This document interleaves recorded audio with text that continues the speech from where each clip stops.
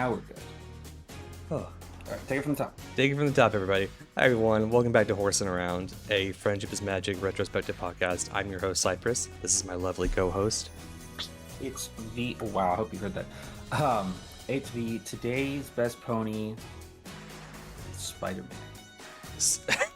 I need pictures of Spider-Man. I need pictures of Spider-Man.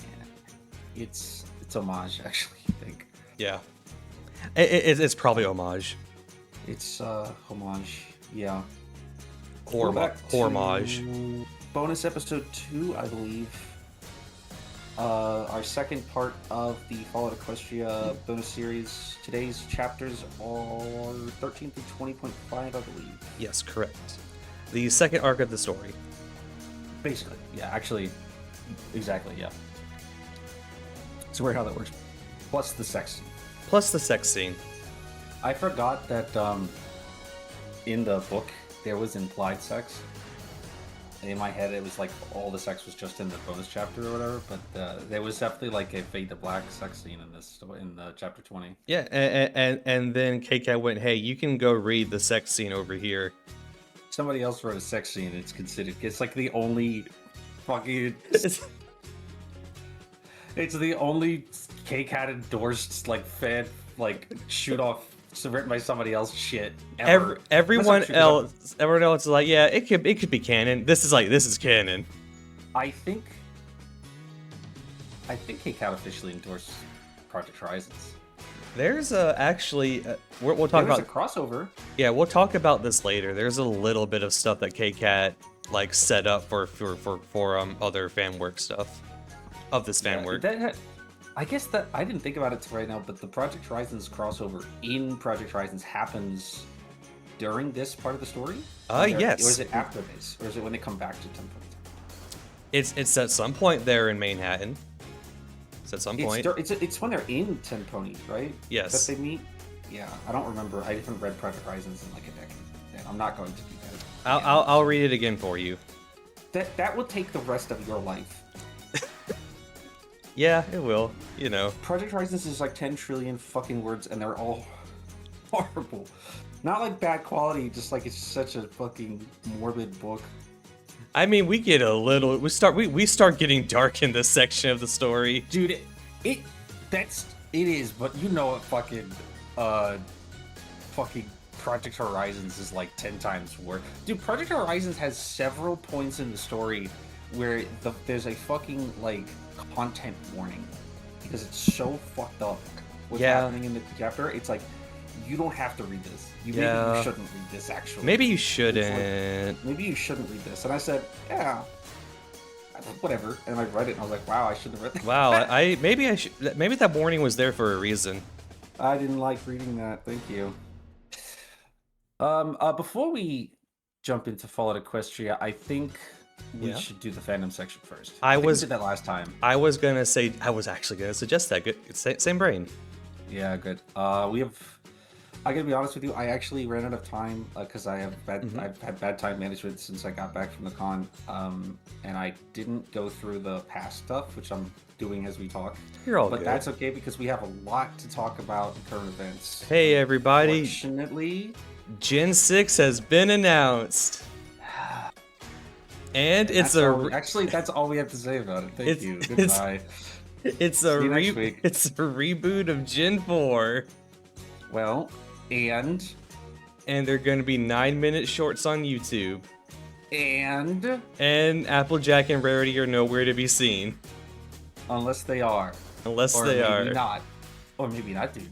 They literally erased them from Twilight's destiny. Or did they, brother? Or did they? Who can really say, dude?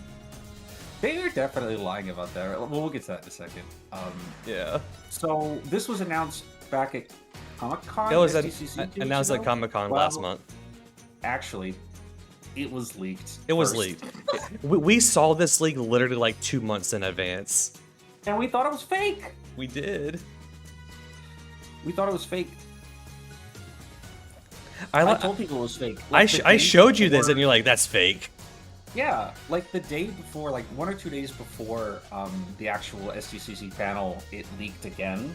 like basically like the like high resolution Art, key art leaks. yes, the key And art. like two different people, like Pearl sent this to me and Serenity sent this to me, and I was like, that's fake. And then 2 Actually, days. I said that because what I thought it was. Do you remember like a couple of months ago that there was some new art that cropped up of the main 6, and people were like thought it was a leak, and it was like, no, this is, and like Sethista was like, no, this is fan art, like it's not, or something like that. Or it was like something that was like posted on like Twitter, like it was something like relatively official, like official Jason, and people were like, is this like the new gen? And it was like, no, this is just like basically official fan art or whatever. I thought that was what you were showing me again. I was like, no, we already talked about this. This is fake, because we talked about that on the podcast. And then 2 days later, I didn't look at it super hard. I was like, no, we already talked about this. This is fake. Like this isn't real. And then like 2 days later, it was real, and I was like, oh, okay. I'm okay with the new designs besides Fluttershy's new hair. I don't really love Fluttershy. Can we get a picture of these up? Yeah, totally. Let me pop that up for you. And also they're advertising it with stock images of Gen 4.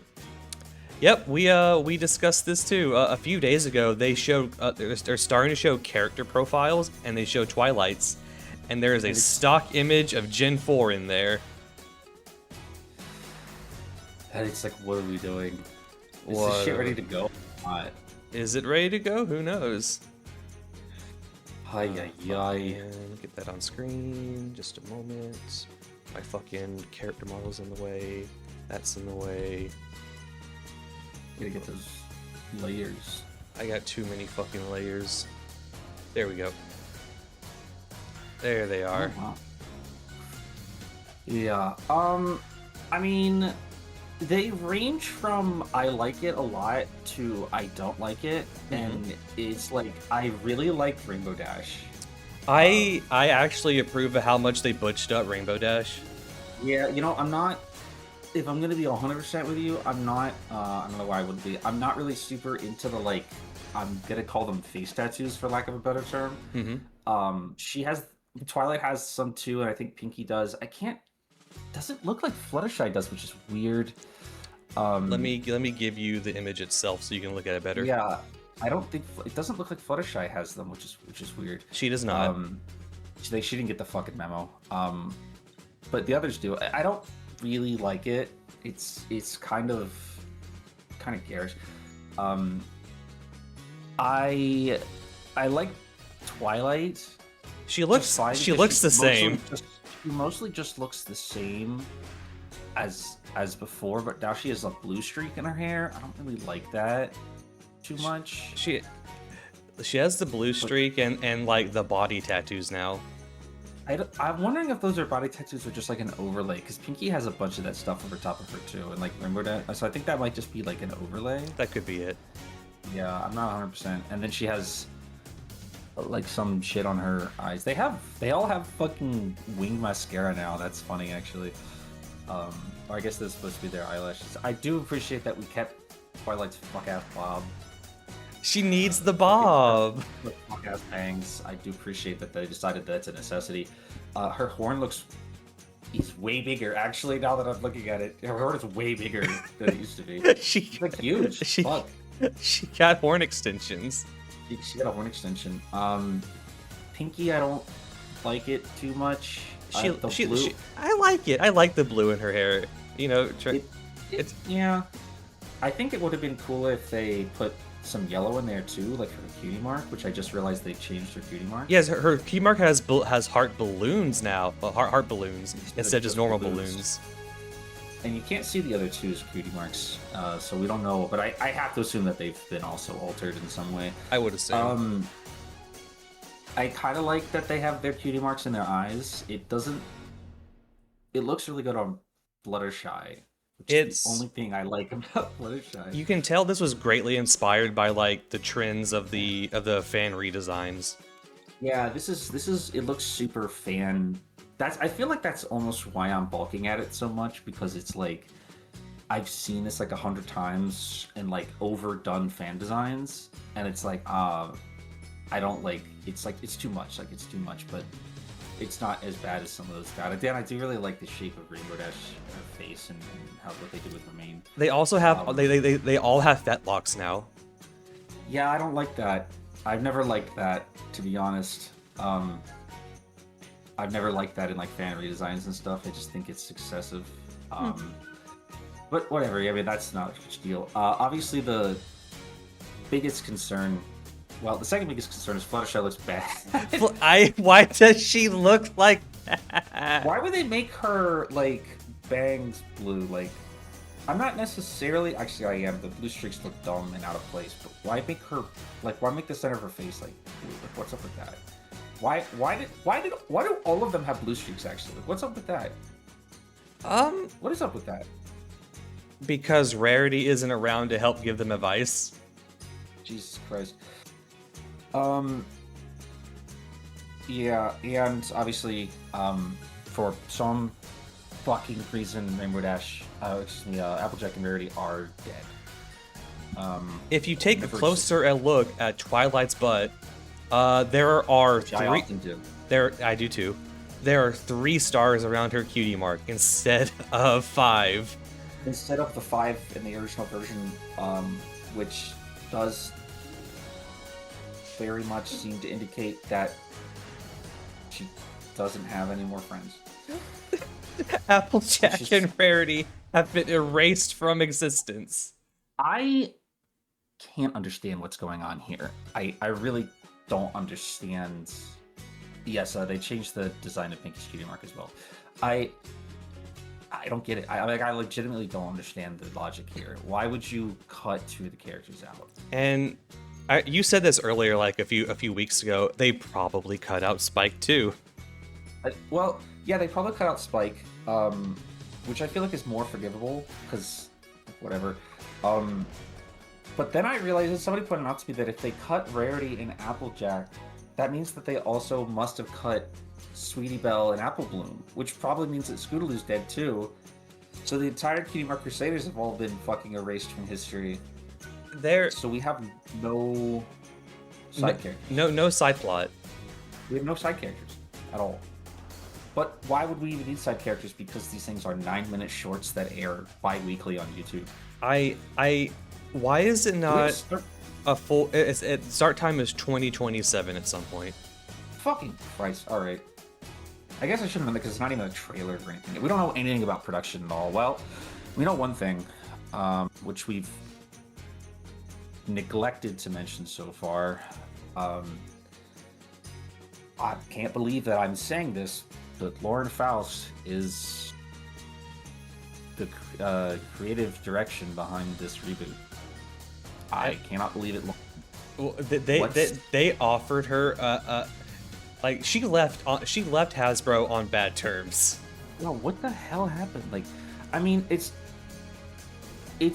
definitely possible that whoever she had left with, like, I mean, whatever happened back in 2011 or whenever 2010 or whenever she left or was basically fired. I mean, those people might not work there anymore or might have nothing to do with this project. Like, I could see that, you know, she could be determined to come back, you know, if she's not working with those same people or whatever. But I definitely question the decision here to go back to My Little Pony. They offered her $1 million. They must have for 9-minute shorts on YouTube. I mean, I guess she's not doing anything else right now. You got to take what work comes your way. I'm flabbergasted why this isn't a full cartoon that airs on a channel. No faith. Hasbro has no faith in any of their IPs. Like, imagine no faith. I imagine the same outrage would come from the Transformers fan. Like, hey, the next Transformers show is going to be 9-minute shorts on YouTube. Yeah. They have no faith in any of their IPs at all. Like, zero. Like, they have no faith in their IPs, and they don't have enough faith in their IPs to like take any risk. Yeah, I mean, like, children's television is dead, so I guess I get it. But like, 9-minute shorts on YouTube, like, really, like, what are we doing here? I mean, I guess 1, it's a free platform. 2, they can get revenue from the fucking ads and the. Well, I mean, I assume there'll be a toy line. and the toy line. I would assume. I don't know. We don't know anything. We don't really know much of anything. We about also the show. know that there are new voice actresses. Yeah, we do know that. Everyone from the original cast has not been recasted. Yeah. That's gonna be weird. Twilight Sparkle's gonna open her mouth and someone else's voice is gonna come out. That's weird. It's gonna be a little different. It's gonna take getting used to. That is weird. I'm interested in this, but not in like a good way. Kind of like how you're interested in watching a car crash. You know? Yeah. I'm not really interested. I'm not excited, but we have a professional duty to fucking watch this crap. And it's not like it's a huge commitment. Look forward to us covering the new Gen 6 episodes week to week. Yeah, in 2027, I guess. Yeah, sometime in 2027. Yeah. Also, fun fact. I don't think I told you this already.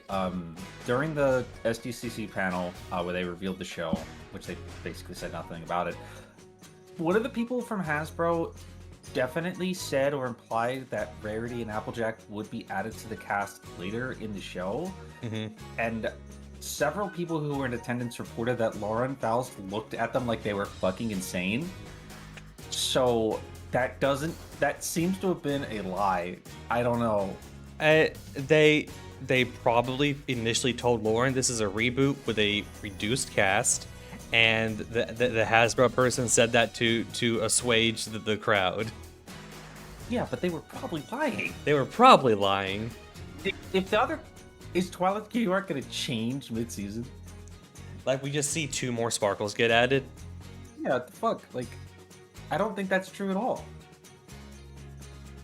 Unless like they were just saying that, yeah, like they were saying it to assuage like fan outcry, with no intention of following through because they literally don't care, or they think that they can just do that. Like, oh, we'll just change everything about the entire program. When we know, like, even though these are reduced shorts, it still takes time to make a cartoon. These, yeah, the show right now is probably still in pre-production. They just don't have anything ready yet.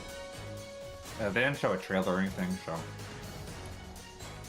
I'm gonna assume it's in pre-production right now. It'll enter production in the coming months, and then mid or late 2027 is when the show will start airing.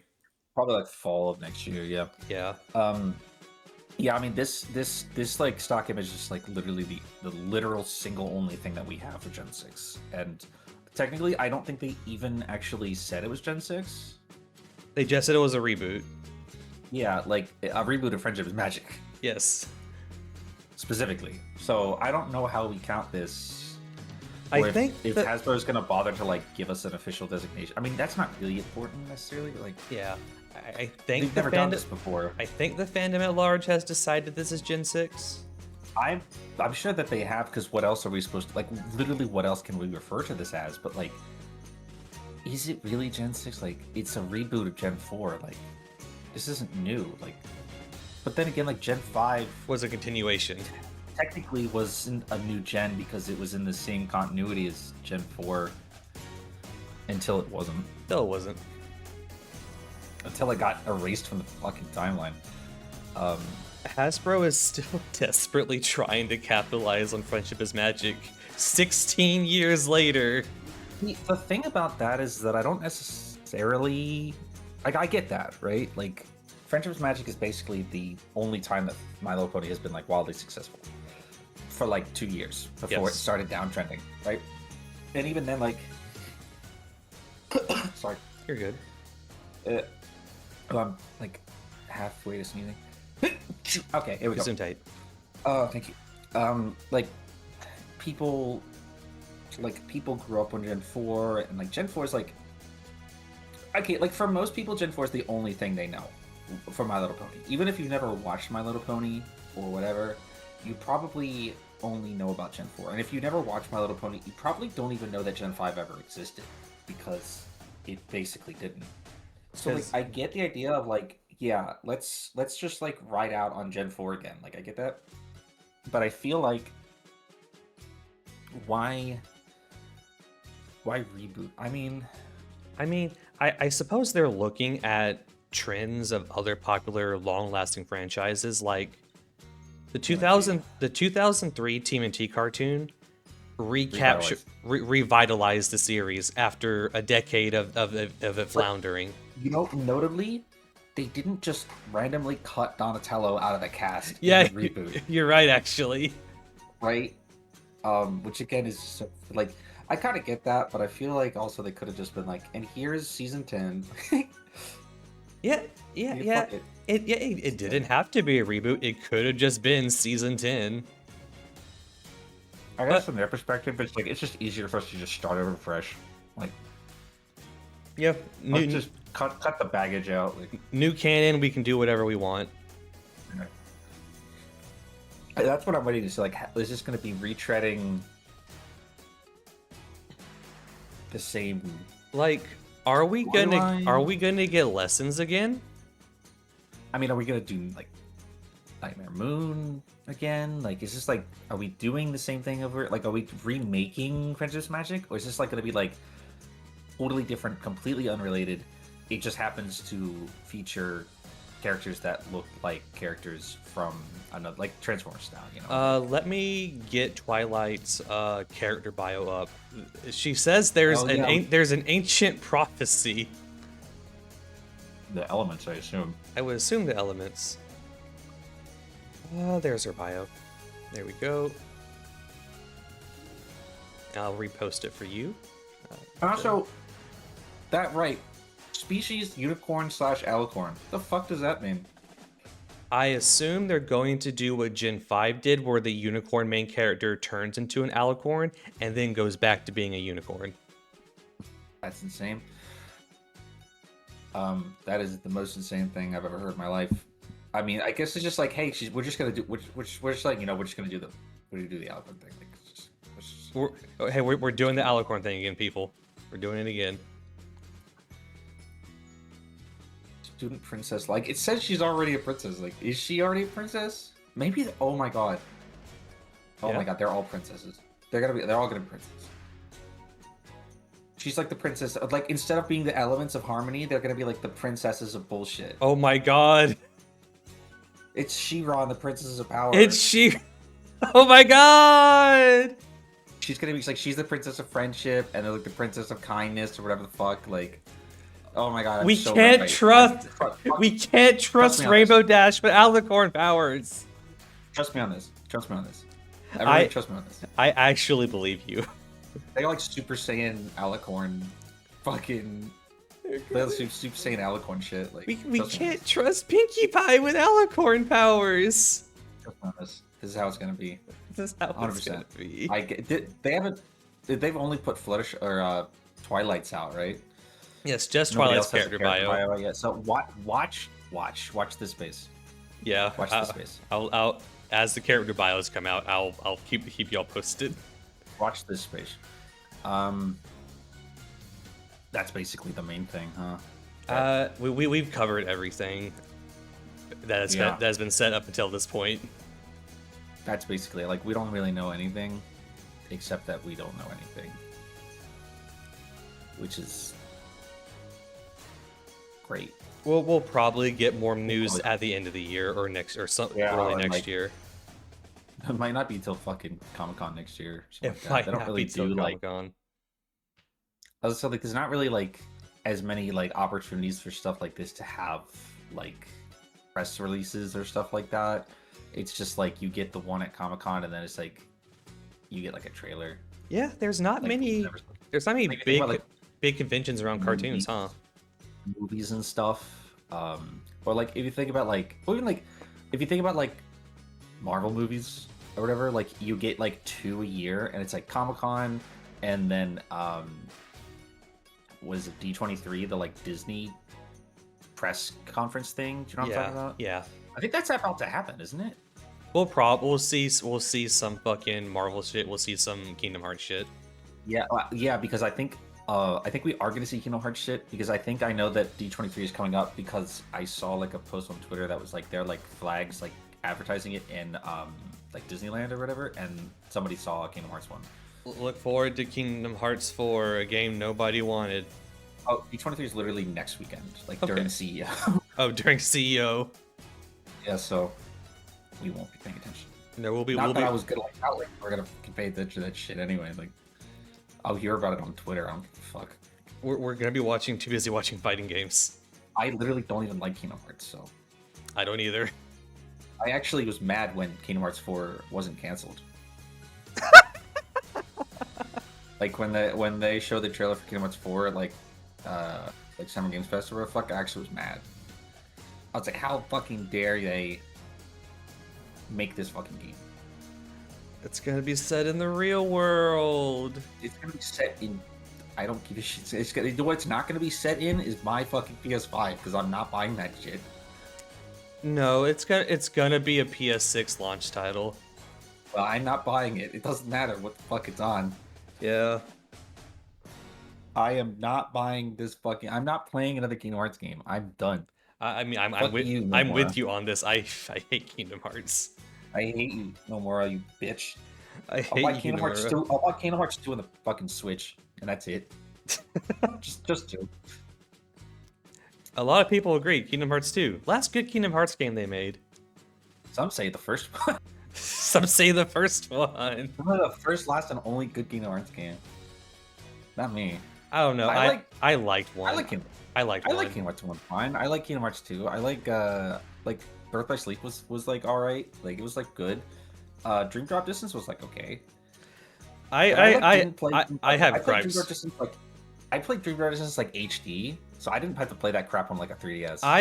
I'm pissed with Dream Drop's Distance because when I played it, I swapped to Riku in the middle of a fucking boss fight, and it kept That's happening. funny. It kept happening to me. That is funny as fuck. That was such a dumbass mechanic. I hated it. I played that game in like 4 sittings, like just like straight through, so I didn't even like form a fucking opinion on it. Oh, it's very short for a Kingdom Hearts Yeah, game. it's very short Kingdom Hearts game. It's also extremely important lore-wise. Like you literally can't understand Kingdom Hearts 3 unless you play Dream Drop Distance. Like you will not know what's going on. Yeah. You already don't know what's going on. I already don't. I played every single fucking game. All right, you ready to get into Fallout Equestria? Yeah. Let me finish running through the past here real quick. Yeah, totally. So I just went through like a month's worth of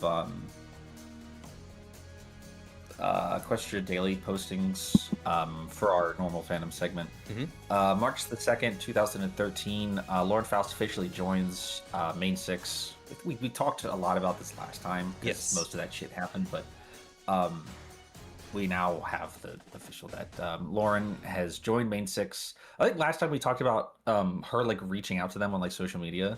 Yes. But she's officially joined the team and will be providing art assets for their relaunched IP-free version of Fighting is Magic, which I believe currently is nameless.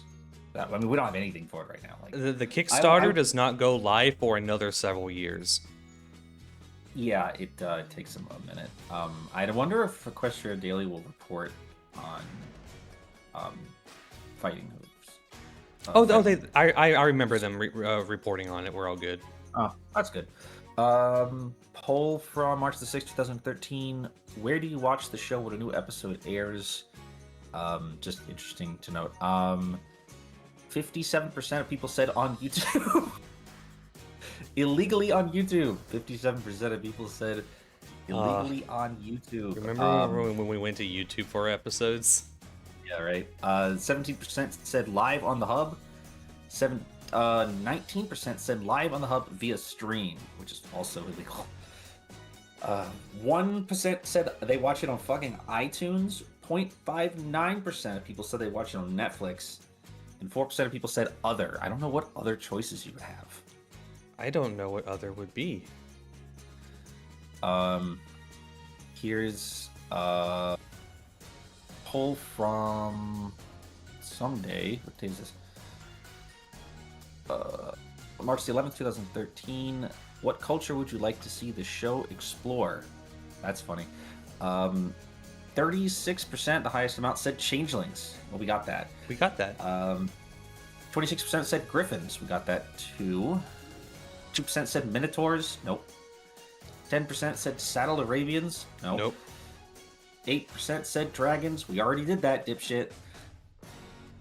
Unfortunately, we're gonna do it again. We're gonna keep doing it till you like it. Till you like it. 0.65% said donkeys. No. 2.3% said diamond dogs. Nope. We don't see that ever. Literally never see them again. And 7.1% said sea serpents. Like the Stephen Magnet. Stephen Magnet? Yeah. 7% of people said 1,543 people said I want to see Stephen Magnet again. No way. Thank you. And 4.9% said other. What the fuck other? Oh, what? You know what? Nobody said fucking. None of these choices say zebra. None of them say racism, even in the fandom. Racism is real. Holy fuck! Everybody just read Fallout Equestria, so they were like, oh, "I'm good on that shit." I can't believe this. I am good on that shit. I know all about fucking zebra fucking culture or whatever. Enemies of Equestria. I mean, Fallout Equestria literally has more lore about zebra culture than the show does. So. Yep. Poll from February 26th, 2013. What is your favorite? What does this say? What the fuck just happened?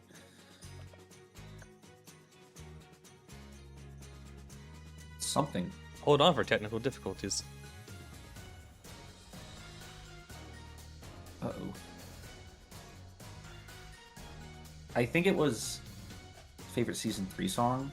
Okay. Favorite song in the finale. I like clicked on the fucking image to like blow it up, and then it like isn't letting me click back to the page, and I've already lost the page. Okay. I think it's favorite song from the season 3 finale. 35% of people said True Friend. Yeah, sure. 30% of people said Cutie Mark. What my cutie mark is telling me. I would probably vote for that. Pretty good. 11.75% of people said I've got to find my way to the Twilight solo. That's interesting. 17% of people said Celestia's ballad. That's fair because it's the only time she ever sings. Less than 4% of people said Morning in Ponyville. Did you know that in Ponyville? Like, that song was good. That song was great. 0.99% of people said Behold Princess Twilight Sparkle. The like fucking like choir song at the end. Everyone look at our new god. And then exactly 1% of people voted for Life in Equestria, the reprise of Morning in Ponyville at the end of the end of the episode. That's funny. God, what else? Okay, here's some stuff from the toy line. I'm pretty sure, unless the movie's already out, and I'm not sure what the timeline of that is. Our first look at Sunset Shimmer as a pony. Oh, really? The movie isn't out until June. We got a few months. Then that would be our first look at her, unless it was a trailer or something. Yeah, our very first preview of Sunset Shimmer, as always, through toy form. As always, that's how it should be, you know. Yeah. I think that's it. Give me like one more minute to look through everything here. We're all good. Big Apple Pony Con. I don't care about that. What day am I on? Wow, this is taking too long. Listen, you were busy. It's all good. Yeah, I was busy with. Oh, hey! Wow, I forgot they had an App Store version of Equestria Daily. Yeah, it was an app. I think it's still around. No. It's the Google Play version still exists, but not the App Store, like the Apple App Store version. I don't think I knew this. That's funny. Oh boy, here's an article titled "Random MLP Facts from Lauren Faust." I'm sure that'll be good. I'm sure that'll be good. I'm sure that's fine. Here's the cliff notes. Applejack's dog Winona was originally named Brandy. I can see why they fucking vetoed that. That's an alcohol. Gilda was originally named Griselda. Okay. The episode Suited for Success was originally called Dress for Failure. That's not as fun. Apple Bloom was originally named Apple Seed. That's also not as good. Big Macintosh was originally named Big Apple. It's me, Big Apple. Big Apple needed. Sweet Apple Acres was similarly also originally named Big Apple Orchard. That's funny. Carousel Boutique was originally called Carousel Couture. Did they think that was too big? Did they think that was too big a word for kids? Codyville was originally named Philadelphia. Wow, Huh. that's funny. Celestia was originally named Queen Celestia. Obviously, they did that. And Nightmare Moon was originally named Discord. I didn't know that. They swapped some stuff around. Well, I just reused it. Opal Essence, which is Rarity's cat, I believe. Yes. Was originally named Ruby, but apparently that name is copyrighted for toys, so they couldn't do it. It's copywritten for toys? Apparently. Twilight Sparkle's name was originally Twilight Twinkle. That Yes, sucks. yes. That is in the creation book. Is that the Gen 1 character? Probably. I think it is the Gen 1 character she's based off of. Twilight Lauren originally Twinkle wanted to- was a Lauren Gen, was a originally Gen wanted- 3 character. Oh, okay. Twilight.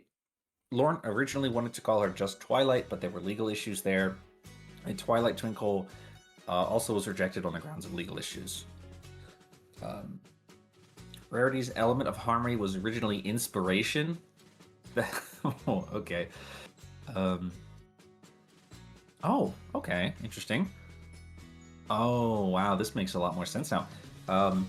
Twilight Sparkle originally had dark blue hair with a light blue stripe. Huh. That's what inspired the Gen 6 reboot design, I imagine. Oh, that must be, yeah. Pinky Sisters weren't named in the script. Great. Zagor was originally named Shaman. Wow, guys, come on. Yeah, this is all in the pitch Bible. Yeah. Well, this must be the first time that anybody had ever known this stuff. Well, I don't think the pitch Bible was made public yet, or Yeah. maybe it just was. These are just like the cliff notes. Golden Oak Library was originally called the Tree of Knowing. The Tree of Knowing. Be fucking awesome. Yeah, Charlotte, where do you live? The Tree of Knowing. Luna's original name was Selena. Which also means like moon. two- Which also means That's moon. that's like a person name. That's like a people name. Scootaloo was originally supposed to get in a lot of fights over not being able to fly. Awesome. They should have kept that in. They should have kept that in instead of just not acknowledging it. Anyway, that's pretty much all the interesting stuff. And then there's like 5 people in the comments who were like, "This sounds way better than what we got." No, it doesn't. Be serious. What about that sounds fucking better than the show we got? What the fuck are you talking about? Twilight Sparkle being blue? She's blue for an amazing reason. She's blue for an amazing reason. Like, I wonder if they just kind of recycled that for Trixie. I could They see didn't it. mention. It didn't mention what color her mane was supposed to be though, or what color her coat was supposed to be. I mean, so I don't know. I imagine she was always meant to be Orpal. Purple and blue, Purple and blue. purple and purple. For the record, I don't think that would have looked as nice. Oh yeah, I like her. at all. I like her current color scheme. Yeah, her colors are fine as is. Region 4 DVDs, blah blah blah blah blah blah blah blah blah blah blah blah blah blah blah blah. Twilight Sparkle goggles, game off updates, some more information on the Japanese dub, which we already talked about last time. Still getting updated today. That the Game Loft game, by the way. Oh yeah, it sure as fuck is. It got a fucking D&D update the other week. Okay, here we go. March 18th, 2013, the 2013 Brody herd census is out. I'm not going to read the whole thing because I didn't have time to read in advance. Here's some highlights that Equestria Daily has highlighted. Brony herd has aged slightly from 2012, but is still young with a mean age of just over 20. 24% of bronies report being in a serious relationship since last time. Mexico now has the 6th largest concentration of bronies. Oh, hell yeah. Bronies have a, what the fuck? Bronies have a significantly lower degree of divorce in their families compared to the U.S. average. Okay, that's nothing, guys. That's not quantifiable. 64% of bronies are full-time students. That makes sense. She took the pony in the She divorce. took the pony in a fucking divorce. Nearly 3/4 of bronies have never attended a meetup. More than 90% of bronies believe that the term brony applies to either men or women. 46% of bronies say they listen to brony music nearly every day. Yeah, the autism. Applejack is not among the 6 favorite characters of the fandom. They're wrong! Bill? Unfortunately, the link to the census is dead, so Yeah. I can't confirm who actually is the like top 6 most popular characters. But it seemed to imply that it was all the rest of the main 6 and somebody else. Huh. Probably like Derpy or like Luna or some shit like that. Oh, definitely. Rixie, maybe, I don't know. Sunset Shimmer will not be in the show. Meg McCarthy says as much on Twitter, just so we all know. Oh, Button's Adventures came out in March of 2013. You know Button, you know Button's Adventures, the fan animation. Yeah, with, the little guy who likes video games. The Jan animation stuff. They get see Indeed for that. Oh yeah, they did because Buttons they see Indeed that because Buttons an official background character. Yeah, Buttons a real character. Yeah. Main 6. Oh, more Main 6 news. Main 6 has released silhouettes of the character designs of Lauren's new characters. It is, I don't know the characters' names, but I will show you this so you can tell me what it's the cow, the deer, and the alpaca. Arizona Velvet and Paprika. Yeah, it's Applejack, Rarity, and Pinky's XP characters. So that's fun. Season 4 will be coming this winter. That's correct. Blah blah blah blah blah blah blah blah blah blah blah blah blah. DHX is hiring. Good for them. Good for them. Blah blah blah blah blah blah blah blah blah. Possible Funko Pop figures. I think those were fake. I mean, there are Funko figures later, but I think the ones that they're showing here are not real. More fucking comic book shit. Blah blah blah blah blah. Blah blah blah blah blah blah blah. I'm almost done. Blah blah blah blah blah blah blah blah blah. Pre-orders for the 4th Dimension plushies are in stock. Micro series, Hot Topic stuff. This is around the time when Hot Topic was getting like super hard on this shit, like going like super hard on getting this shit on shelves and stuff. Like you couldn't go into a fucking Hot Topic without seeing fucking pony shit. Yup. Blah. You still see it now. Blah, blah. You still see it now, yeah. Okay, I'm done. That's it. That's been a month. Hey, good stuff. Good coverage. Good coverage. Good stuff. Now it's time for the main event. Alrighty. Chapter 13. They just beat the dragon and saved Shattered Hoof. Yes, we pick up right after the finale, basically, of the first arc. Little Pip and Calamity have slayed a dragon and saved everybody in Shattered Hoof. We get the first use of a memory orb, I believe. Yeah, the first use of the memory orb, and yeah. It's just so we learned that once you touch a memory orb, you just get in, you leave this world. You go into the memory. Just go limp, I guess. This is important for later. Yes, you go completely limp and lose all senses. And you can't abort it, which is insane. You have to go through the memory fully. You can't leave when you want. You cannot abort it. That's fucked up. I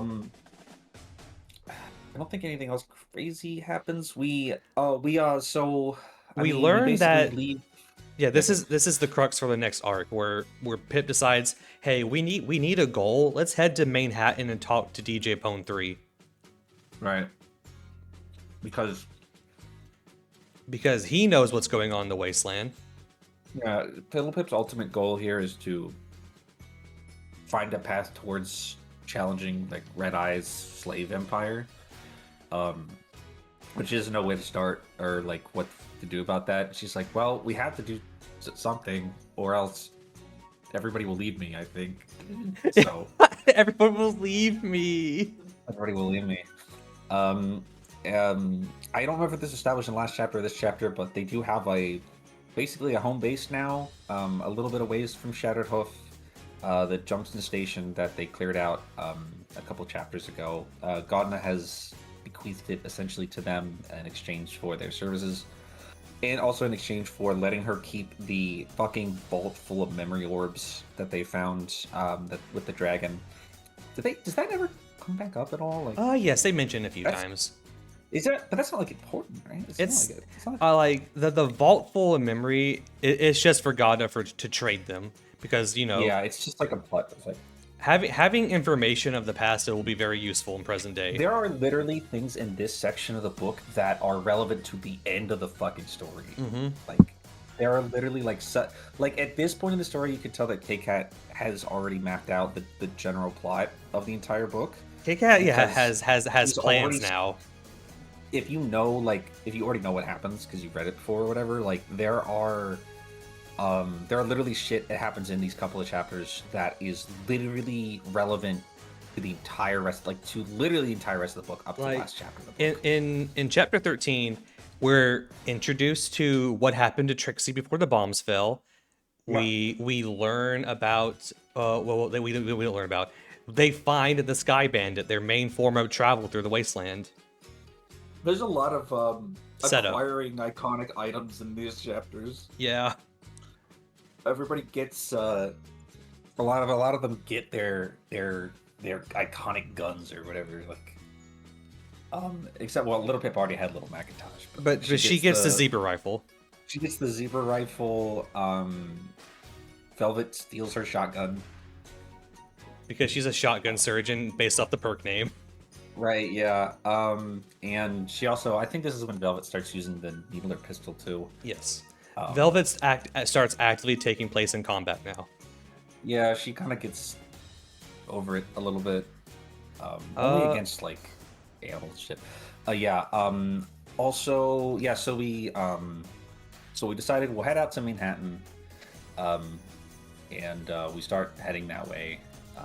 We come across the Sky Bandit, which isn't relevant just yet, but Calamity is like, if we find a fucking flux capacitor, we can use this sumbitch. A Sky Bandit. Walk everywhere. The Sky Bandit is just a giant flying carriage. It's like a bus. Yeah, it's like a big bus. And this is when we finally get Calamity's backstory. Yeah, we learn about what happened to Cloudsdale.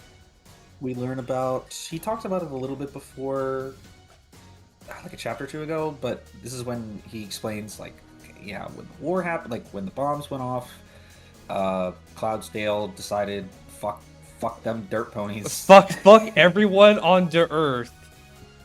Fuck the Earth. They literally closed up the sky. They closed up the sky, and he explains how Rainbow Dash basically wasn't cool with that. Betrayed, from their perspective, betrayed the Pegasi, and came back down. She left, right? She went back down to Earth. I don't. What happened is what happened to her? No, not yet.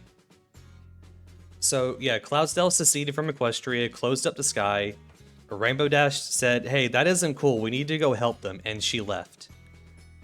And everyone who leaves was now dubbed the Pegasi Enclave is dubbed a Dashite. Yep, which Calamity is a Dashite. He reveals to them as they note that we've never seen Calamity's cutie mark. Little Pip has a part in that when she's talking about that, like narrating that. She's like, and because I really don't want to see his fucking penis. She does. Like, well, I've never seen Calamity without his barding on, except when he's bathing, and I don't want to look. To try to look at him when he was bathing, so I don't want to see his fucking dick and balls. I was like, oh, okay. Um, he does show them that his cutie mark, he had a cutie mark, but it has been branded off and replaced with the brand in the shape of Rainbow Dash's cutie mark, Yes. in which he is a Dashite. He is a traitor to the Pegasus Enclave. He has been banished from there. He's not welcome. And that's why he's down here. That's why he's the only Pegasus anybody's really ever met. It's because there's not really any other Pegasi down here. Every Pegasi just lives above the clouds. They all live above the clouds unless they get fucking exiled like he did. Yep. He mentions again that he had brothers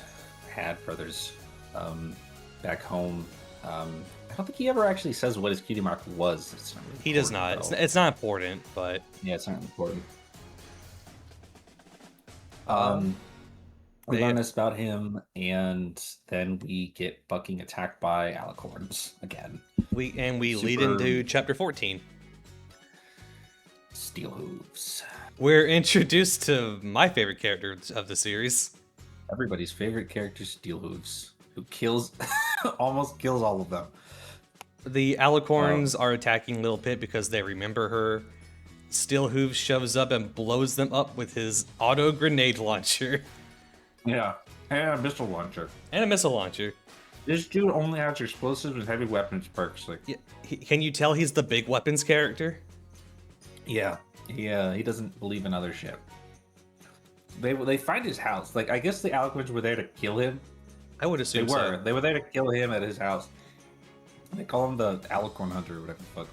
He kills like 2 of them, and then They blow him up. they blow his ass up.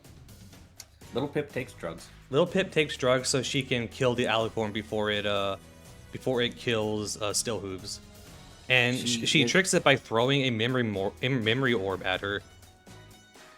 Yeah, and she accidentally, like, the alicorn accidentally like enters the memory orb, and then Little Pip blows her shit schmoove off. Schmoove off. Schmoove off.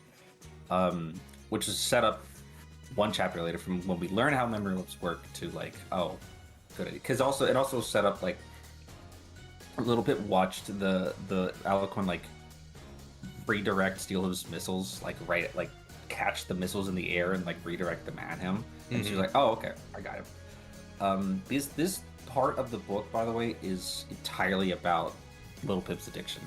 Yes, the chapter 14. So Everything from chapter 14 to chapter 20 is entirely about Little Pip's addiction. Little Pip starts taking at least 2 or 3 mentals a day. Like, yeah, like a lot. Like every chapter.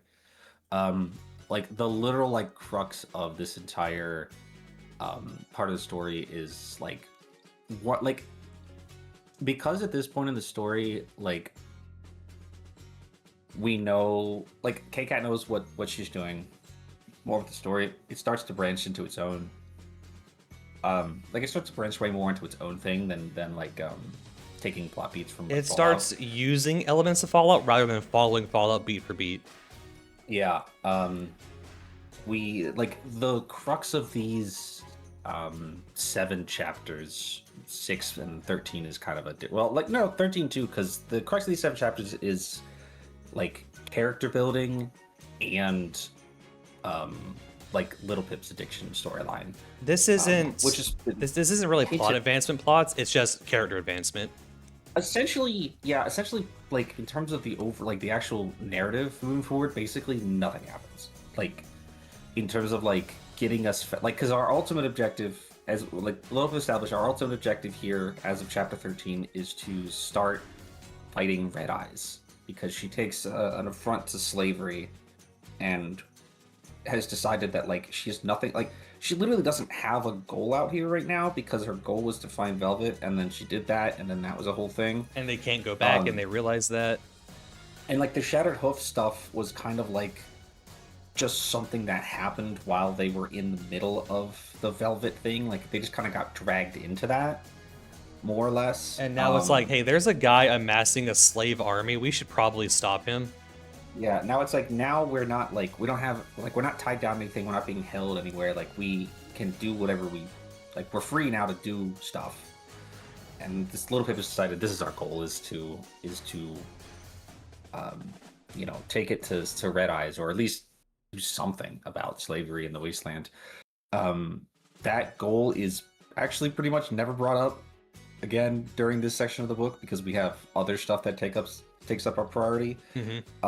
Lots of side quests that get done in this part of the book. This is I wrote down this is where the player gets distracted by all the side quests part of the game. Yeah, once they get to Ten Pony Tower, we take like 5 different side quests on this shit.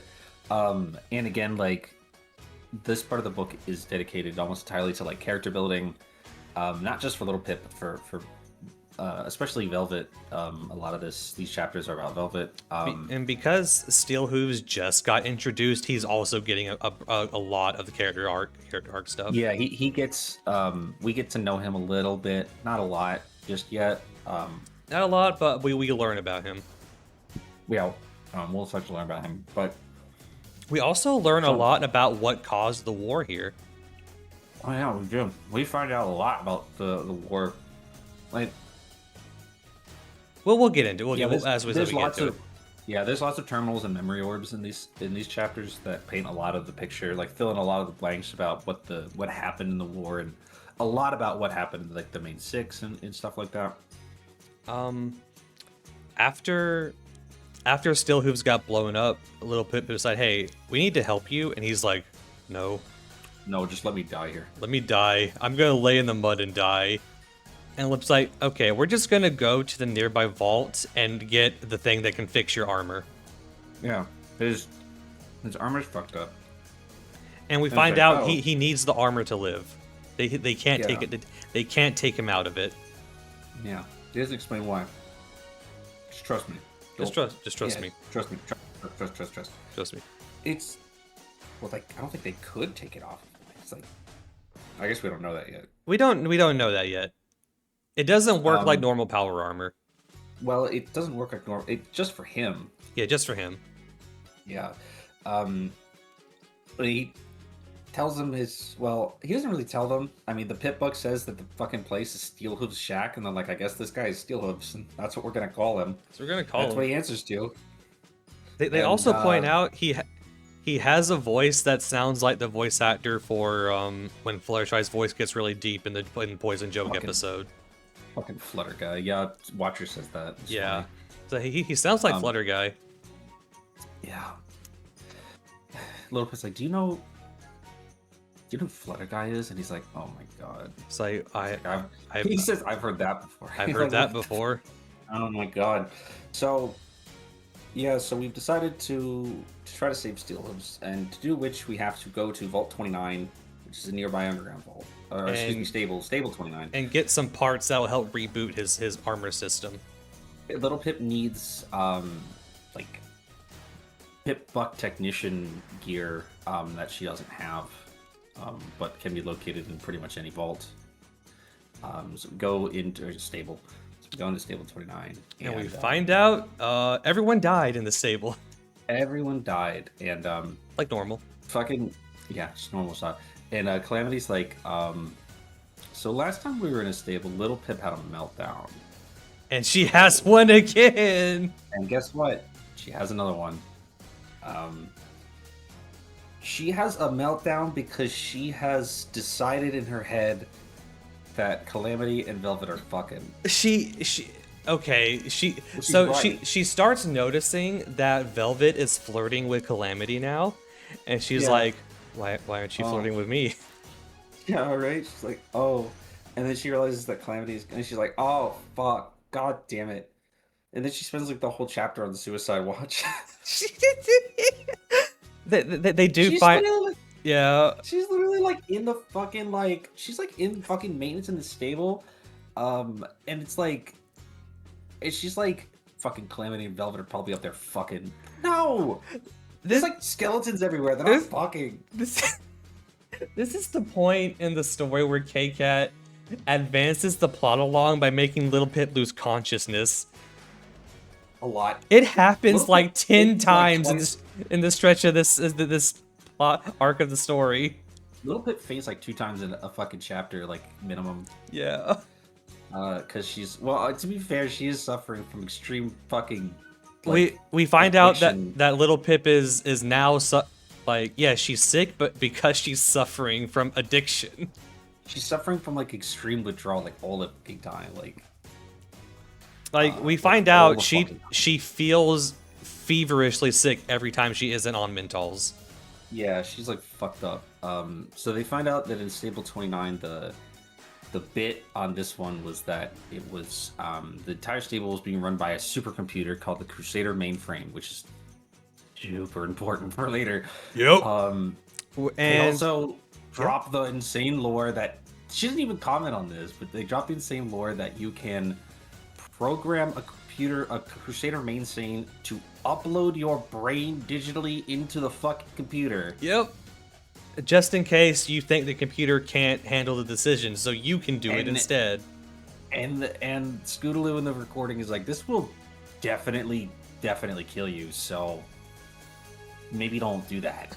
Maybe don't And do Little that. Bit just ignores that part. That's Because she's thinking about later. she's thinking about Calamity and Velvet fucking. She's thinking about killing herself because fucking of this bullshit in this stable. It's like, oh, the water talisman was slightly damaged, so the stable fucking killed everybody. Like, oh, So yeah, the water purifier, it gets damaged because a kid shot a BB gun at it, yeah, right. and as it Which is degrades, the funny- computer. funny Yeah, Fallout 3 reference. it's a funny Fallout Equestria reference. And as it degrades, the computer decides, I'll just kill like 20% of the vault I'll just start killing kids. Fuck it. Fuck them kids.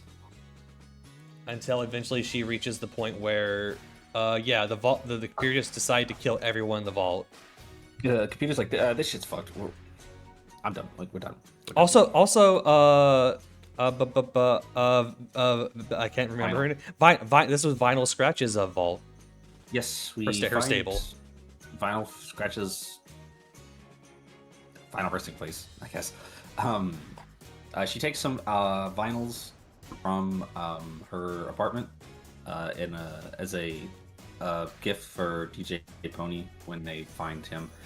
Because it's like Vinyl Scratch original music or whatever the fuck. It's like, oh, okay, awesome. She also makes drugs. She also cooks party time fucking pills. And Velvet definitely sees her do it, and she definitely isn't happy about it. And Little Pip's like, well, I don't have a problem. I don't. She literally says, I don't feel like me when I'm not on Mentals. But I don't have a fucking problem. I don't have a fucking problem. And then she finds a memory orb, and she watches the memory orb, and the memory is of Twilight Sparkle having a fucking blowout argument with Pinky about her addiction to party time mentals. This part of the chapter made me so sad. Well, this is the first part of the series that makes me sad. The fucking this is a Twilight breakup. Pinky gets put through it on this shit. And yeah, she breaks up with Pinky, and then Little Pip comes out of that memory. She's like, that was so sad. I'm like, that was fucked up. I'm not that addicted. I'm not as addicted as Pinkie Pie was to Mentals. That's not me. That's not me. That definitely isn't me. That's not me at all. Yeah, no. And then she gets feverishly sick and passes out. And then she passes out again. So this is a gap in the plot. How did Velvet Remedy and Calamity fix Still Hooves if Pip is the only one who knows how to work that stuff? Yeah, I would assume Still Hooves knows how to use the tools. Maybe he walked him through it. Yeah. Somebody walked somebody through, or did they just like drag Little Pip's unconscious body over to him to hook her Pip buck up to the fucking to his shit? That'd be funny. They just dragged her by the arm, like. Yeah, he probably was able to do it himself or whatever the fuck, or maybe he didn't even need the tool. Like he just needed the tools to interface with it, and he could do it himself. Probably. Yeah, I don't know. Yeah, she wakes up in chapter 15. Several days later.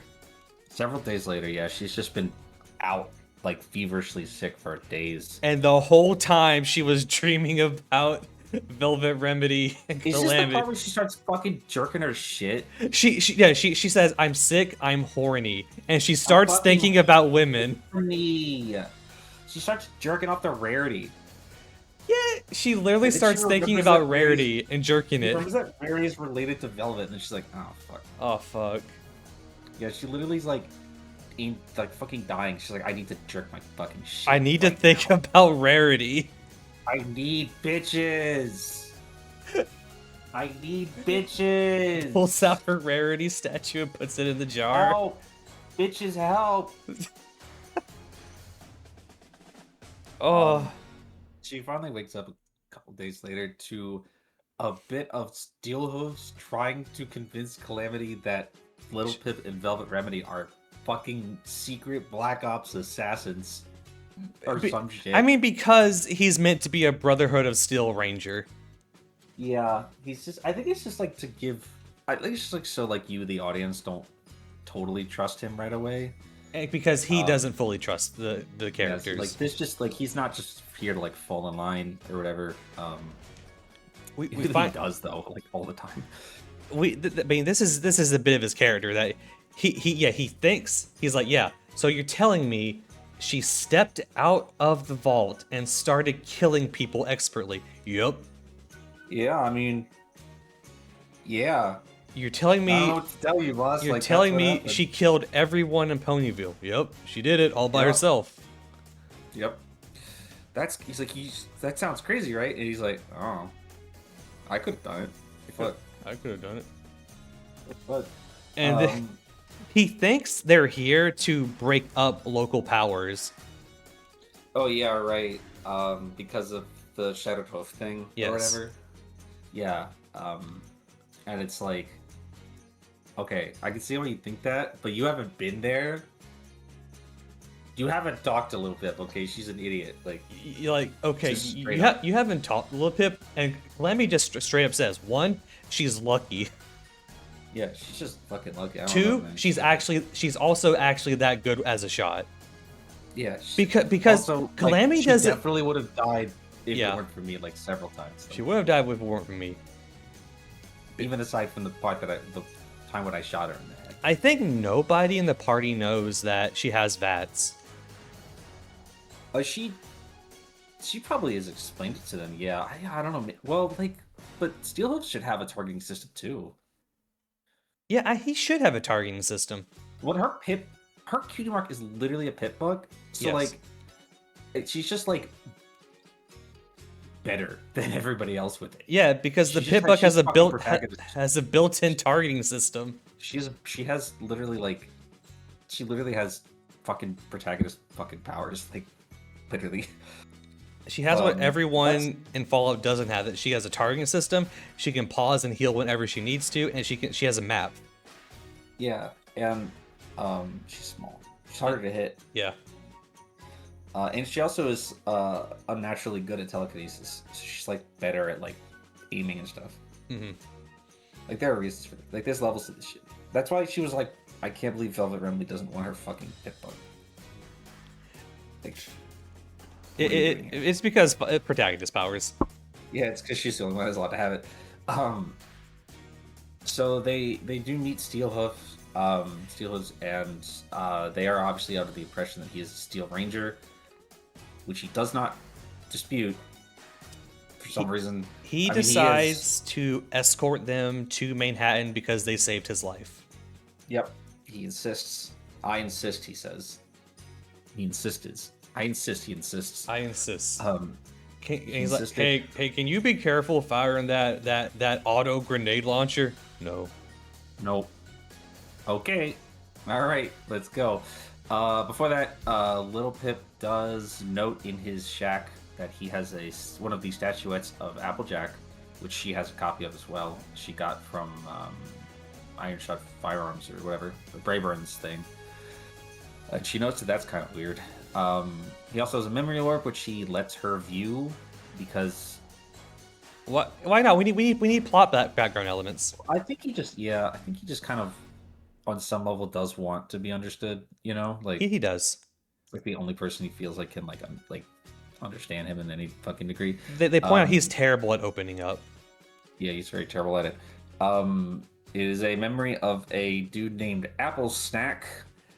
Who, for some reason, K-Cat decided is like, hey, this is Applejack's boyfriend. I'm like, K-Cat, Apple's you snack. don't understand. The war is, type shit. War type shit. The war is type shit. I mean, she was like pegging him for sure. Like, for sure. Yeah. Yes, Applejack's boyfriend, Apple Snack. Who I think we heard about before in a previous memory orb or something like that. We heard his name before. I've heard his name We before. heard it during the Pinkie Pie party scene. Oh yeah, that's right. Yeah, it was during that one because Rainbow Dash fucking kills her for fucking dating a dude named Apple Snack. She's like, Applejack, that's the guy you're into, Apple Snack. She's like, shut the fuck up. Shut the fuck. And this is also a point they bring out later. Little Pip is incredibly uncomfortable being in a guy's body during memories. Can't stop talking about it. I'm like, hey, K-Cat. Hey, K-Cat, you good, girl? No. Hey, K-Cat. What does this mean, No. K-Cat? I'm not good. No. She's like, whoa, penis, like every time. Every fucking single time she does it. The memory is just of the unveiling of the Steel Ranger armor. Or the mechanized power armor. Whatever it's fucking called And before the war, during the war. And after the memory, little Pip just kind of goes, hey, did you know Applejack? And Still Hoops goes, that was 200 years ago. Why would I know her? How could I? How could I? And he just walks away, and she's like, "Okay, all right, man."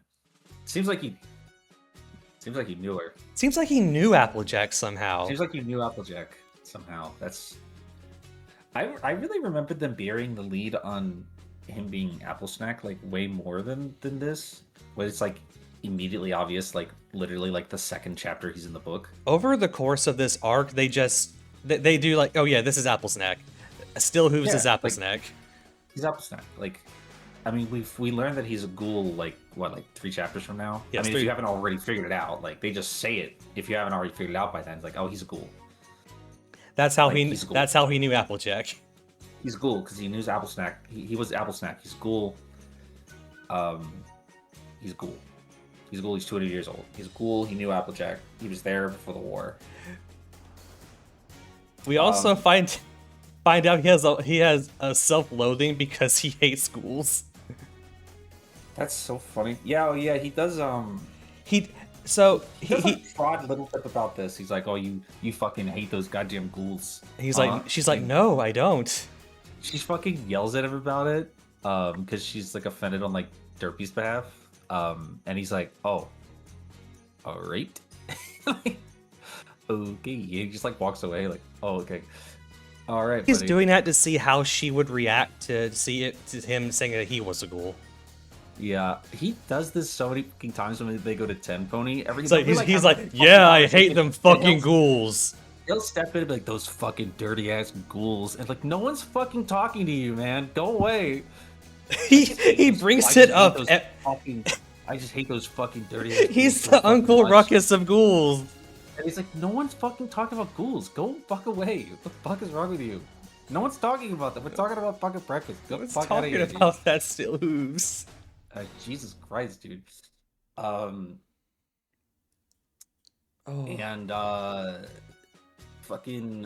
yeah. So then he continue traveling to Manhattan. On the way to Manhattan, they pick up a DJ Pone 3 audio about hey, there is a group of ghouls trying to get into Tin Pony Tower, and guess what? The chief of security, Grimstar, had them all slaughtered. Oh, that's crazy. That's crazy. I played that quest in Fallout 3 before. Yeah, the chief had all these ghouls trying to find sanctuary slaughtered. I just mentioned that they were killed by the Black Talon mercenaries. Black Talons, yeah. Hi, Cordelia. Oh, hi, Cord. Welcome in. Welcome in. Which is also set up for later. Yes. In this part of the book. And we arrive, as the chapter ends, we arrive at the headquarters of 4 Stars Transportation. the train company, I believe. Yes, it is the major train company of Equestria, funded by Pinkie Pie's ministry. It was the Ministry of Wartime Technology was So founded in, I Applejack's believe. ministry. Yeah, the Ministry of Morale was investigating them, but the Ministry of Technology was the one that were funding them because they're like funding the technology of trains and such not. They find a bunch of Steel Rangers dead in front of the building. They're like, huh, maybe we should investigate this. Yeah. Steel Hoops gets mad about Calamity looting the Steel Rangers. And and claims he's like, this is power armor, man. like, okay, I'm just gonna do it anyway though. And then he just like kind of backs off on it. He's like, all right. He's like, listen, brother, you want some fucking rockets or not?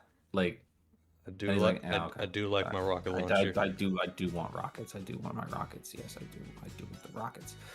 We discover inside the building that hey, 4-star, they were collaborating with zebras. They were dirty commie collaborators. I mean, Zebra. And they were the reason a bomb hit Manhattan. Yeah, so it turns out we learned that Manhattan was not hit by a missile, but there was a stationary bomb was detonated Inside the city, which is why it's so fucked up. Which is why it's like the second most fucked up place in Equestria, I think, or whatever. Yep. Other than like the Tate stuff, but that's Like, you don't visit Canterlot and you don't visit Manhattan. They haven't even said what the fuck is wrong with Manhattan yet, or Canterlot. what's wrong with Canterlot yet. They mention it. DJ Pone 3, I think, in this chapter mentions it in the broadcast. Like, you can't go to Canterlot. Like, you just can't go there. It's like it's the just glowing common knowledge, but it's they don't know that. it's the glowing sea equivalent in Fallout. Yeah, I mean, it's the fucking pink cloud shit. No, it's the cloud from fucking Dead Money. Yep. Yeah. Because this shit came out before Fallout 4. Yep. And so they stole that. They stole that from this book. No. they stole that from Fallout Equestria. If fucking Bethesda had stolen ideas of Fallout Equestria, Fallout 4 would have been fucking good. You're so right. In the basement of 4-star, they discover a fake vault, or a makeshift vault with a bunch of zebra imitation vault. Yeah. And they open it and they find a bunch of zombie, not like feral ghoul. I don't know why they don't just say feral ghoul. Like in this book, they say zombies. They say like ghouls are people, zombies are not. I don't know why they don't just say feral ghouls. I don't know why K-Cat decided that they didn't like that term. We're in a bunch of zombie zebras, and fucking Little Pip just like steps out of the doorway and he's like, Steel hooves? Steel hooves? If Shoot. you would. If you would. Blows the fucking room up. And that's what we end chapter 15 on, and we get to chapter 16. Yeah, she's like, okay, blow this fucking shit up. Fuck it. So we found out some more about the war, that 4-star's transportation were traitors to the nation and collaborated with zebras. Little Pip goes through another internal struggle about, not really struggle, but she goes through another internal thing about her not addiction to party time mentals. Which she's like, I don't have a fucking problem, by the way. By the way, I don't know. She's like, hey, when I don't have these, it's like there's a cloud over my whole sense of self. It's like I'm dying. It's like I'm dying. Yeah. With that out of the way, we make it to Manhattan, or to 10 Pony Tower. There is a scene beforehand. Oh, what's that? Where they watch a blue pony get assaulted by raiders, and they save her. They right, because Calamity and Velvet are mad at each other. Right, I forgot that was here. So yeah, on the way there, we see a blue mare getting chased by raiders, who are definitely going to rape and murder her. And they kill them, but Little Pip finds this is when Little Pip uses the zebra rifle first time. She finds out she finds the zebra rifle in 4-star. She finds, yeah, because this is like a little bit of foreshadowing for something that's like a couple pages later. But she finds the zebra rifle, um, and like an outfit in the, I believe, like in the CEO's like office at the top of the tower. And when they come down to the bottom, um, to meet back up with like Calamity and Steelhooves, Steelhooves, like she like gives the outfit to Velvet to wear because it's like lightly armored and it's like better than what she has now. And still Hooves is like, Just, that's zebra armor. and he's like, that's a Zebra Legionnaire fucking outfit. Notably, why is that here? Notably, no one is racist towards zebras except Still Hooves. Well, he was there. He was there. Yeah, I mean, none of the other ones have ever even met a zebra. I mean, I guess they're not. I mean, they've all probably grown up. Like, even in the stables, They've grown up with the indoctrination of Equestria. They grow up like knowing that, like, being told that zebras are the enemy and that, you know, zebras nuked the fucking planet or the fuck, like, Steelhooves was there, like he was type shit, like he was in the war. Type shit. Yeah, so they so she starts using the scoped silenced zebra assault rifle, which is based on a shitty assault rifle from the pit. I think K-Cat just liked the weapon in the game. I mean, it is a cool weapon. It's really cool. Also, she made it burst fire in this book. It's not burst fire. She made it burst fire and gave it incendiary rounds. That part's fucked up too. She like Little Bit like shoots something with it the first time and then like fucking catches on fire. And she's like, what the fuck? And Little Bit like, the ammo. She's like, what the fuck? It's not the bullets. It's the gun making them catch on fire. The gun is enchanted to shoot fucking incendiary rounds no matter what it has loaded. And she's like, that seems really fucking crazy overpowered. It is. It is. It's one of her strongest weapons. It is. Yeah, it is. So they're doing that. She's she learns a little bit about how to shoot at a distance, which comes up a couple times later.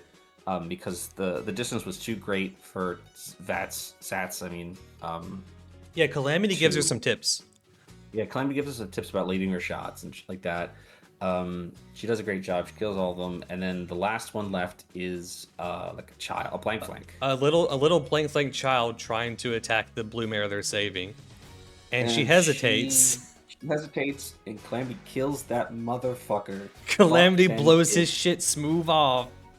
Smooth off, and he's like, "What? Like, did I steal your kill? Did I steal your kill? Like, fucking Little Pip and Velvet are looking at him like he shot a child, and he's like, "What? I did shoot a child." What? Yeah, I did. I'll do it again too. Fucking he literally says that. I'd do it again. Yeah. So now Velvet is mad at him because he killed a child. And Calamity's like, hey, he was gonna kill that girl. I don't even get to this yet. Like, they just don't talk to each other for like chapters. They don't talk to till they're in Tin Pony Tower. Yeah, so she's just mad at him this whole fucking time. They finally get to Tin Pony Tower. They are made to relinquish their ammunition. They can keep their weapons. I guess that makes sense. When I was reading this part of the chapter, I was like, wow, they put more thought into this than Bethesda did with Tenpenny Tower and their fucking actual video game. Yep. So violence is not allowed. You can't steal from others. Yeah, they got lots of rules. They've got guards and shit like that. They had to lie to get their way in, basically. Little Pip says she's a toaster repair phone. They said they were here to trade and they were here to speak to DJ Pawn 3. And the guard is like, is she expecting you? Or is he expecting you? And Velvet's like, yes. 200 caps? These 200 caps say that he is. Yeah, these 200 caps say that he is. And the guy's like, oh, yeah, I guess he is. Go on in. Go the fuck on in. I'm gonna look at Steelhooves and he's like, I can't take this shit off. Like, I don't know what to do. Just whatever, man. Just take all my grenades and missiles. Just take all the fucking grenades. Just get the fuck out of here. We take about 5 steps into Ten Pony Tower, and Little Pip bumps into a fat fucking asshole. It's Monterey Jack. Is Monterey Jack, the cheese guy, all the way from Chapter 2. It's the cheese guy from Chapter 2 that put a fucking shotgun in my face. Holy shit. Which she immediately says out loud, like, oh my god, it's that guy who tried to rob me. It's that guy who tried to rob me, and he just walks away. Yeah. And the guard is like, huh? We also meet Homage in this scene. We also meet Homage. Homage She's is the DJ's assistant. She's DJ's assistant. She's a gray coat and the blue mane. And she has a megaphone cutie mark. And she's quite short. Shorter than a Little Pip. She's about the size of Little Pip. And Little Pip is making a scene about this. She's like, this guy tried to fucking rob me. He tried to fucking kill me and shit. And the guards are like, well, you're an outsider, so we can't take your word for it. We can't just take your word for it, so we're just gonna have to not do anything about that. And Monterey Jack was like, nah, I did that shit. Yeah, I robbed her. Yeah, I did that shit. Well, I tried to. Yeah, I did that shit. And the guard's like, oh, okay. Okay, well, I'm gonna kill you. You're under arrest. We are gonna execute you, yeah, for sure. And Little Pip's like, what? Little Pip's like, that seems a little harsh. And the guard's like, yeah, thievery yeah, means death in the Tenpenny Towers. Yep, it is. It is harsh, yeah. Bet he won't fucking do it again, will he? Yeah, he won't do it again if we kill him. Yeah, I'm like, damn. Y'all gonna just kick him out of it? Nope, we gonna kill him. Yeah, for the next 4 chapters, Little Pip tries to keep Monterey Jack from getting killed. Yep. And so at this point, we split up we split the party up. Little Pip goes up to talk to DJ Pwn 3 by herself. And Velvet, she's asked Velvet to look into the laws regarding the Monterey Jack thing. And she doesn't.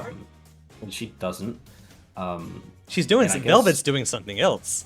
Velvet, yeah, well, the Velvet and them are securing like lodging and doing some trading and stuff. And also she'd asked her to look into the legality of this whole thing, which she definitely isn't going to do. Velvet's talking to a doctor about something. Yeah, Little Pip goes up the elevator all the way up to where DJ Pwn 3 is. Which is a VIP room. Which is VIP, and we learned that Tenpenny Tower is actually, or was, a Ministry of Arcane Science hub. Twilight used to chill here. Twilight used to chill here, yeah, which is not... It's not what it was in Fallout 3, which was a hotel. It is, I guess the whole building is an arcane... I'm a little unclear about the building is a mall. Oh yeah, that's right. It's like a mall and a ministry hub. That's weird. Yeah, instead of hotel, they made Tenpenny Tower a mall. Yeah, it's like a mall. Like, I mean, there was a Ministry of Morale. And a ministry hub. Yeah, there's a Ministry of Morale hub that we see later. That's also like a dance club. So like they were just doing. I guess they were just retrofitting this shit into normal buildings. Yep. There's Ministry of Morale Hub, Ministry of Arcane Science Hub. We find out that this is how DJ Pwn 3 is seeing everything. These huge towers all over Equestria that have cameras on them. There are this is how the Ministry connected itself to the other sections of the map. Just big towers that could see everything. Yep. We meet Homage again. And Homage is like, all right, hey, I gotta go do something. You stay right there. I gotta go do a thing real quick, yeah. And she is DJ Pwn 3. She starts boy moding directly in front of Little Pip. Starts boy moding. Oh wow, it's her. She's the Homage is DJ Pwn 3. Who could have seen that coming? Me. Because I already know. Because I read the book. Because I read the book. Yeah. Chapter 17. Chapter 17. Little Pip meets... The longest fucking chapter by far. It's like 17,000 words. Yeah, this chapter's super long. super long. Lot of shit happens in this motherfucker. Like a lot. Like 3 different front to back storylines happen in this fucking chapter 17, literally the longest chapter in the book by far, by 17,000 words. Awesome. Well, a lot of stuff happens in this chapter. So a little bit meets with Homage, who is DJ Pony 3, and learns that Homage doesn't actually know much more than she does, fortunately. She does not know anything about Red Eyes. She's like, yeah, he operates in Philadelphia where the towers can't see. He has, yeah, she said he has turned the towers off or something like that, so she can't see anything going on in Philadelphia. She explains a bit about where they are, the Ministry hub, and everything like that. How there's banned books from pre-war in here. Yeah, Twilight Sparkle was collecting banned literature. There's a part of this where Little Pip goes through some of the books, like the pre-banned versions of the books, and learns a little bit more about like lockpicking and some other stuff that she's good at, like terminal hacking and shit like that. I think it's kind of cute here as they just talk and learn about stuff that Little Pip cannot tell that Homage is like starstruck by her. Yeah, right. She doesn't. She's so dumb. I wrote down. Homage is like super into her. I wrote down, if it isn't clear by now that Little Pip is a lesbian, she can't fucking tell that Homage is into her. Homage is like super into her. Yeah, like, she's definitely like flirting with her. Like, it's not even that she's flirting with her. It's just that she's just like acquiescing like all of Little Pip's requests for no reason. She's like, yeah, whatever you want, Little Pip. And like revealed who she is to her for no reason. Which is a secret. Because no one knows that. I mean, she knows. Yeah, I mean, she knows who Little Pip is because she's seen her before, like with the camera stuff. She knows who she is, so she knew who she was the second she saw her. But she's just like, yeah, I would listen. I want to fuck you. Like, let's get on with this. She doesn't say that till chapter 19. She doesn't say that yet. But she's thinking it. She's definitely thinking it. She said she's thinking the hell out of it. She's thinking the fuck shit out of it. They talk a little bit about basically just what's going on and everything. She sets the record straight a bit about the Shattered Hoof stuff. In terms of like her motivations and like what actually happened, because the news story was a little inaccurate. And also because she felt she wanted to make sure that there's like the truth of the matter was being told, because of like the way that Steelhooves had interpreted the events of that she's some sort of fucking like political destabilizer or something like that. She's like, no, I was just trying to help people, man.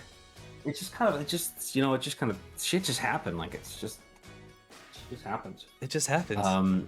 Yeah. And Homage like, yeah, the wasteland needs more people like you trying to help others. I want to fuck you, by the way. In case I wasn't clear. Maybe she knew Little Pip wasn't ready for that. You know, she was like, there's something going on here. She asked Little Pip to do a favor for her. And Little Pip's like, yeah, whatever you. It's like, can you go get some records from a nearby factory? Sure, totally. Yeah, cool.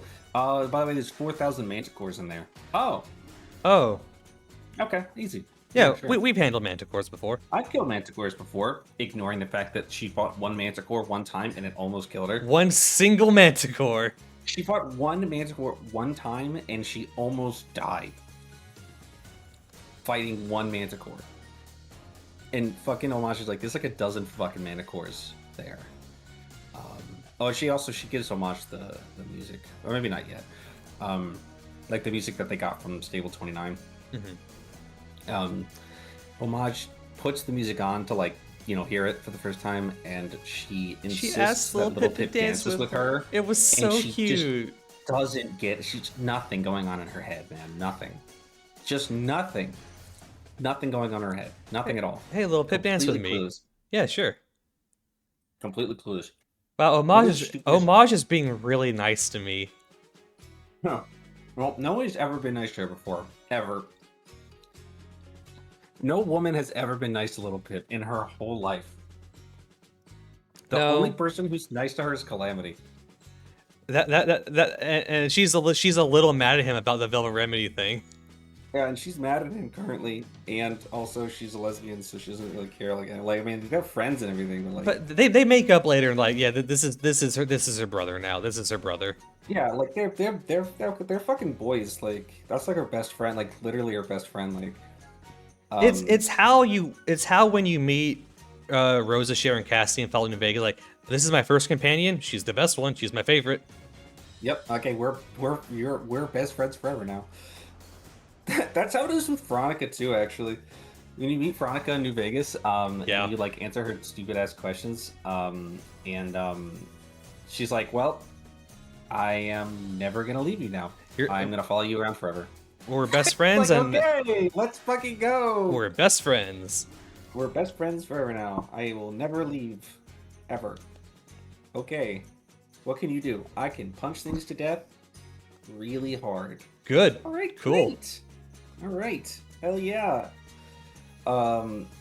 Yeah. So and then she goes back downstairs to tell everybody else, like, she's been up here for like a couple hours. She's like, everybody's probably worried about me or whatever. Velvet and Calamity are having an argument. They are discussing that Little Pip is an addict. Yes. And she overhears them, which happens like 5 times in these chapters. Yeah. Because it's told from a first person perspective. Yeah, I mean, we gotta get somewhere. They're just not very good at having private conversations, apparently.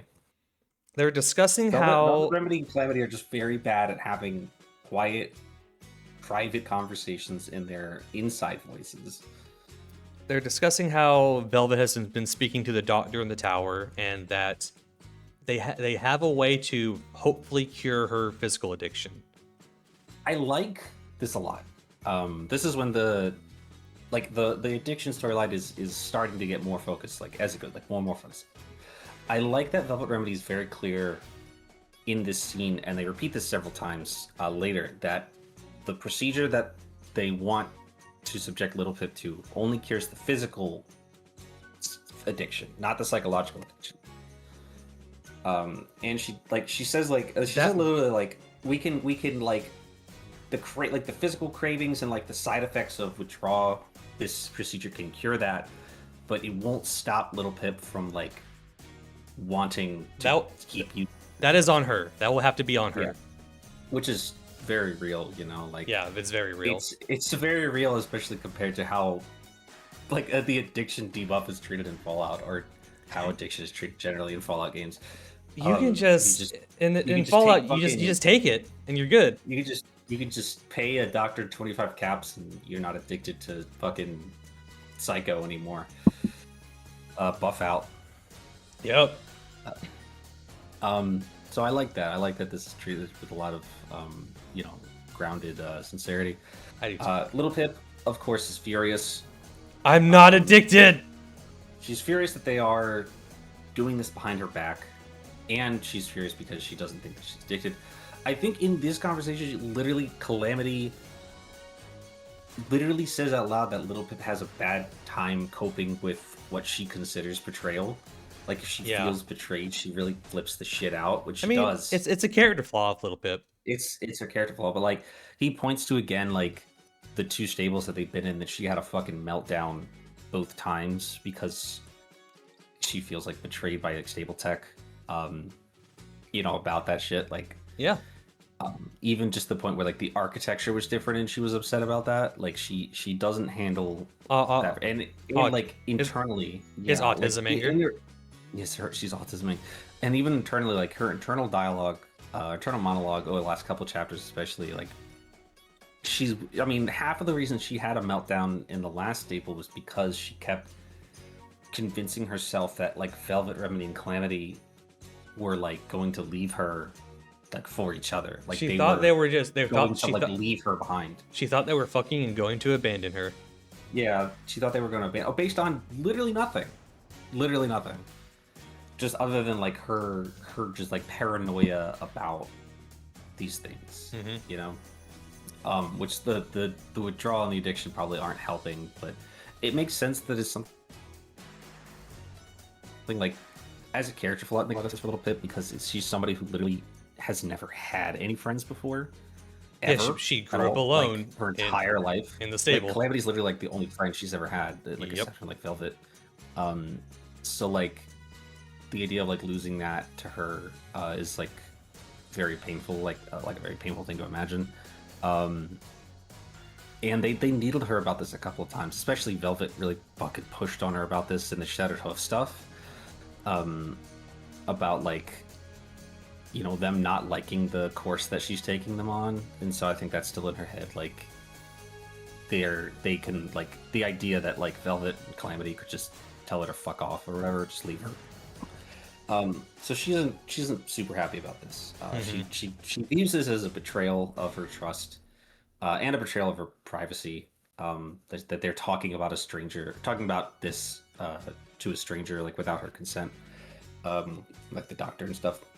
So she storms off and goes back to Homage, goes back upstairs to Homage. Homage, my friends are mad at me. And doesn't go back down till like way later. It's here she finds out. Basically, she confirms what she already feared. Is that basically there's nothing they can do for Monterey Jack. The laws are pretty clear and pretty strict about like banditry, raidery, or whatever you want to call it. He'll be executed in 2 days. He will most assuredly be executed for his crimes, which is bad. She's not crazy about it. And like she spoke to him about it, and she's like pissed, like, "Hey man, why'd you say that?" And he's like, "Listen, you gotta stick to a virtue, or you'll lose yourself. Mine is honesty."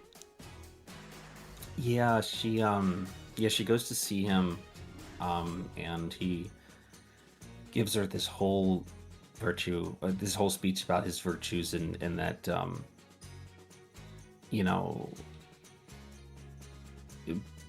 his virtues, like the virtue that he has, like he gives a speech about how like the Equestrian wasteland compromises you, like just by living in it, like you have no choice but to compromise yourself to survive.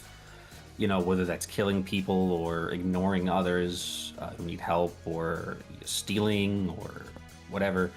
And he said the only way to stay sane is to have at least one specific thing, one virtue or one moral stance that you will not compromise no matter what.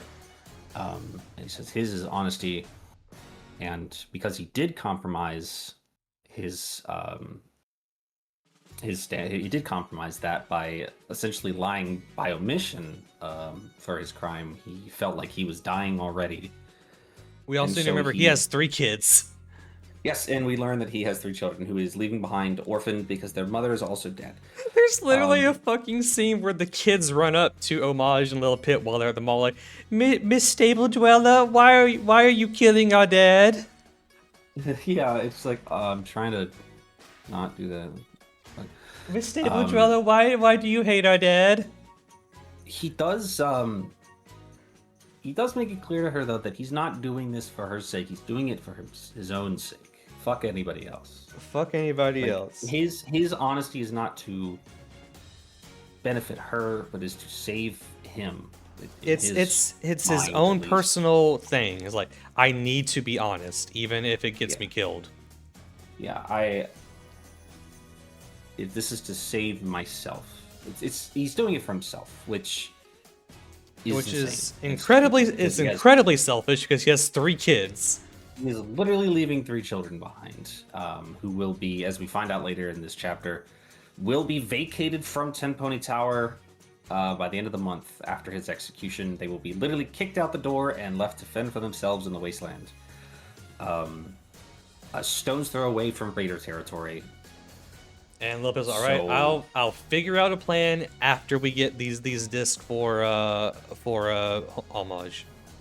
Yeah. So next day, she convinces everybody to go on this side quest to the Red Racer factory, which is the scooter company that Scootaloo owned.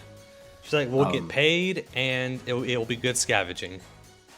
Yeah, and Steelhooves just goes along with it because he doesn't have any objections to anything, apparently. Yeah, they like ask him, hey, don't you have anything else to do? And he's like, no.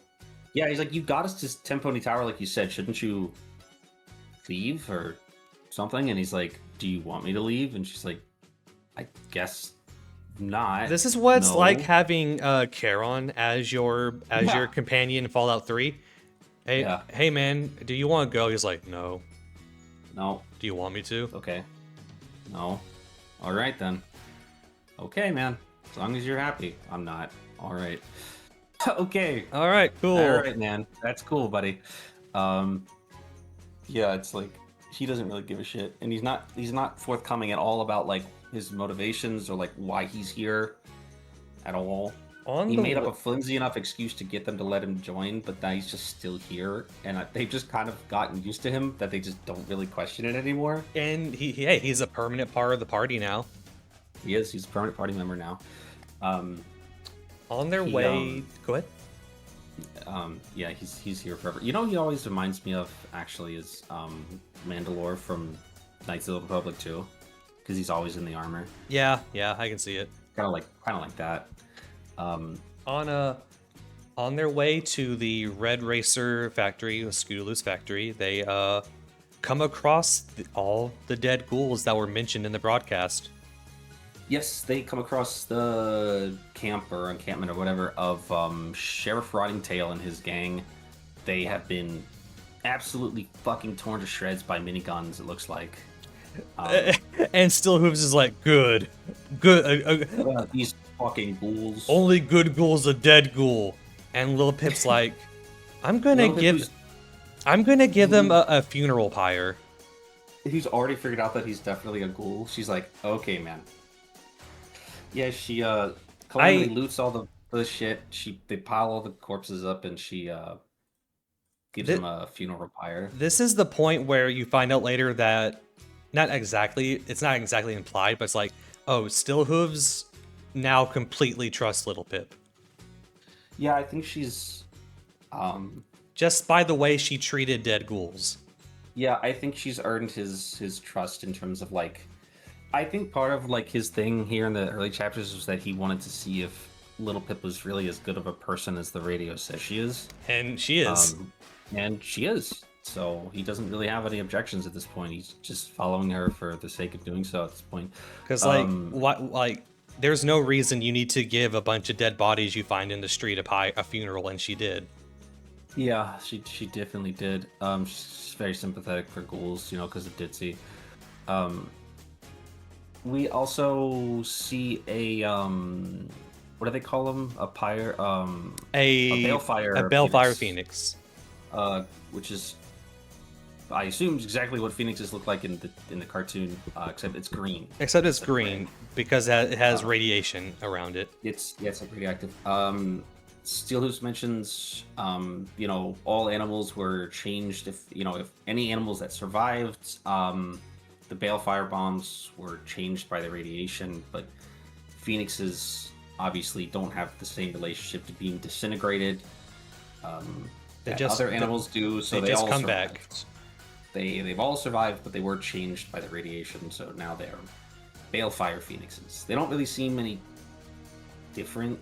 Except that they emit radiation now. Except that, they're green and they're a little radioactive. This will be a reoccurring, I suppose, character. It becomes Velvet's pet. Yeah, the specific Balefire Phoenix, we'll see it a few times in the next couple of chapters until it joins the party in chapter 20. And she names it, what does she name it? Pyrelite or some shit like that? She names it Pyrelite. Yeah, and when she does that, and Little Pip's like, that's fucking morbid, dude. Are you okay? Are you good? She literally has a good internal dialogue. She's like, that's really fucking morbid. Is Velvet okay? No. The Wasteland's starting to get to Velvet too. We're gonna get to that. We haven't gotten to that. We actually don't get to that in this chapter, that Velvet is teetering on the brink of a complete fucking meltdown. Because we had other shit to worry about in this. But it's near the end, especially in chapter, we'll get to that in a minute. In chapter 20 especially, it's even Steel Hooves is hey man, Velvet is not okay. She's there's something wrong with her She's right now. like falling apart. She's like about to fucking die, like emotionally. Like she is like about to have a fucking breakdown. Like it's not good. And Little Pip's like, Velvet, no way. And when Steelhooves says that shit, you should be like, oh no. It's bad. If Steelhooves is fucking emotionally intelligent enough to recognize that, it's bad. It's bad. That's basically what he said, too. He's like, listen, dude, if I can recognize, like, come on. Little Pip didn't... We'll get to that part, actually. We're skipping too far ahead. So we get to the Red Racer factory. And most of it is collapsed. We get to Hoofbeats, which is the club that was mentioned before. It was where the Pinkie Pie memory... the memory orb, it's where that took place in the past. It is a Ministry of Morale hub right next to the factory. Yes, it is. The first floor is a dance floor, and then the rest of the building is a Ministry of Morale hub. The scooter factory is mostly collapsed with the giant scooter like breaking into the Ministry building, and they're like, "Hey, I got an idea." Yeah, so this is a This is Fallout Equestria's interpretation of the Riley's Rangers quest line in Fallout 3. Which is that's one of the ways you can access the quest is by climbing an adjacent building and going through like a phone pole, like a satellite intent, like a tower or some shit like that falls between the buildings. But in this case, there are a bajillion manticores in the Red Racer. Oh, no, I guess this is only part of that, because the other half of that is the Black Talon stuff. The Black Talons thing, right? I almost conflated the two, but this part of that is inspired by that part of Fallout 3. So K-Cat just kind of like cracked that quest in half and just kind of half and halfed it. They begin to work their way through the Ministry hub. They have to. So this is one of the big character moments in this section of the book, right? So they have to split up because Little Pip's logic here is that the floors in the building are not stable. So they're worried that if all four of them if all four of them are crowded together, they will collapse the entire building, especially Steelhooves' big fat metal ass. You fat fucking son of a bitch. Take off your armor. No. I need it. No. And so she attempts to pair them off, Velvet and Calamity, herself and Steelhooves. Her logic here is that she can levitate Steelhooves, which she's done once or twice before already. And Velvet says, no, we should do it the other way. Like that episode of Scooby-Doo where Shaggy complains that they always split up in a certain way, Velvet, who does not want to be with Calamity right now, says, no, I think Calamity should go with Steelhooves because he can just fly and then he won't weigh anything at all. And everybody's like, okay. So Velvet and Little Pip go out on one side of the building and the other two are going on the other side. They are attacked by iBots, I think? Or they're like, no, those fucking Aloysius fucking Aloysius robots. The Albots or whatever, yeah. It's funny in this part of the section, in this section of the book, you can, Little Pip comments a couple times, she can hear fucking Steelhooves' goddamn grenade launcher blowing up the fucking building on the other side of the building. She can hear it fucking blowing shit up. She's like, great. We're all gonna die because he's gonna collapse the building on us. They're doing fucking great over there, I'm fucking sure. It's awesome they find out later that part of what that was Steelhooves and Calamity found a safe, couldn't open it, and so Steelhooves just blew up the fucking wall. It's so fucking funny. Ripped the safe out of the wall and has just been dragging it around by his ass. What a fucking And they lunatic. brought it to Little Pip for her to lockpick it. Yeah. And she's like, what the fuck is wrong with you? We wanted to know what was inside. It's a safe. I mean, you would have been mad if we said there was a safe that we didn't open or whatever. Like, the fuck. So there's a scene after this Rightbots where they find Pinkie Pie's office. Yes, well, there's a scene before that. The emotional scene between The Velvet Remedy unethical Yuri baiting scene. Velvet, so Little Pip's looking around for scavenging stuff. Velvet goes, huh? You Velvet know, has been Velvet has been complaining about Calamity for like 15 minutes straight, and Little Pip is just not listening to her talk. and She's then just completely ignoring her. and Velvet goes, huh? You know, what if I had a mare on my arm that would make him mad?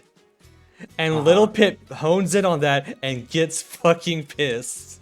She like wheels around and she's like, oh, and then she's like, wait a minute, bitch.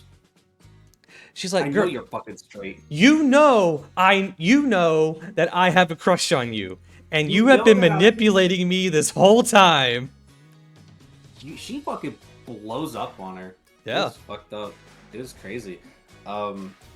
Yeah, she blows the fuck up on her about it, like super bad. Like super fucking bad. She's like, I'm not gonna Um, be like a little plaything for you to get back a Calamity over. Yeah, she blows up about her super bad. This is like one of the big Velvet. This is like, you know, one of the big key moments for like Velvet is like her character flaws.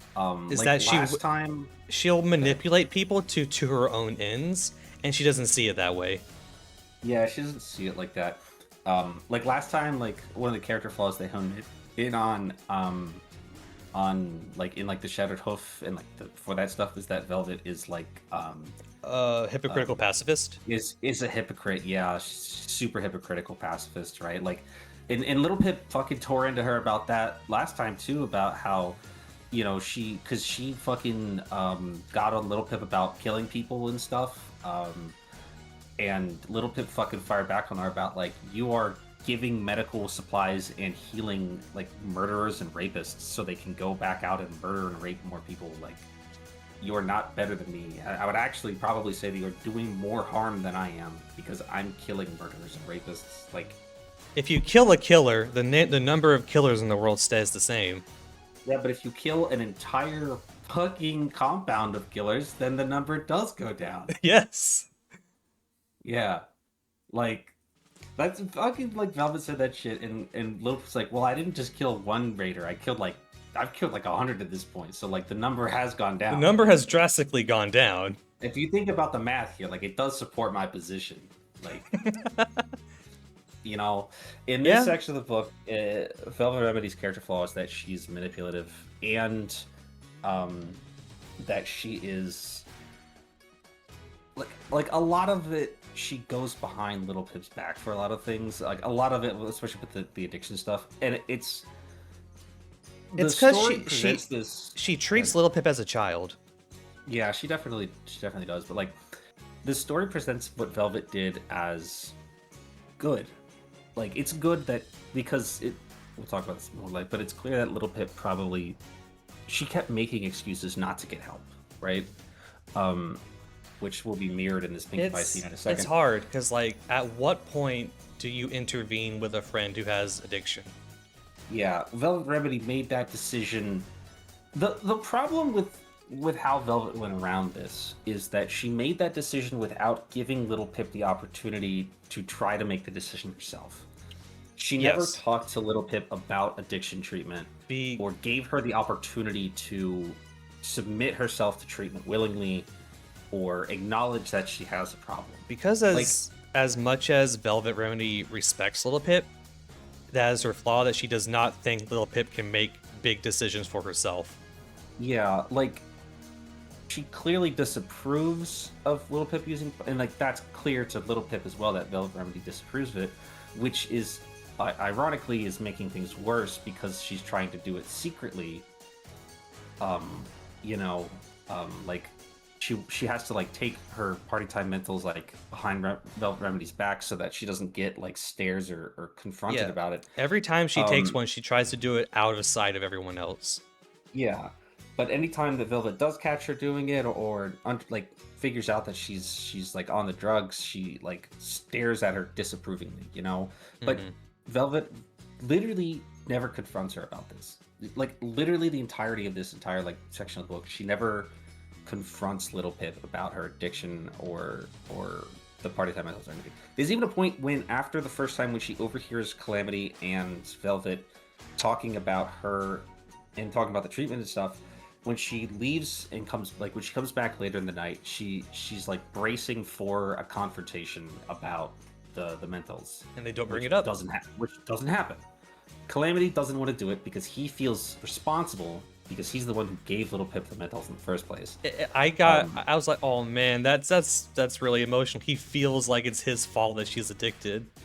Yeah, he feels really bad about it, which we'll get to in chapter 20.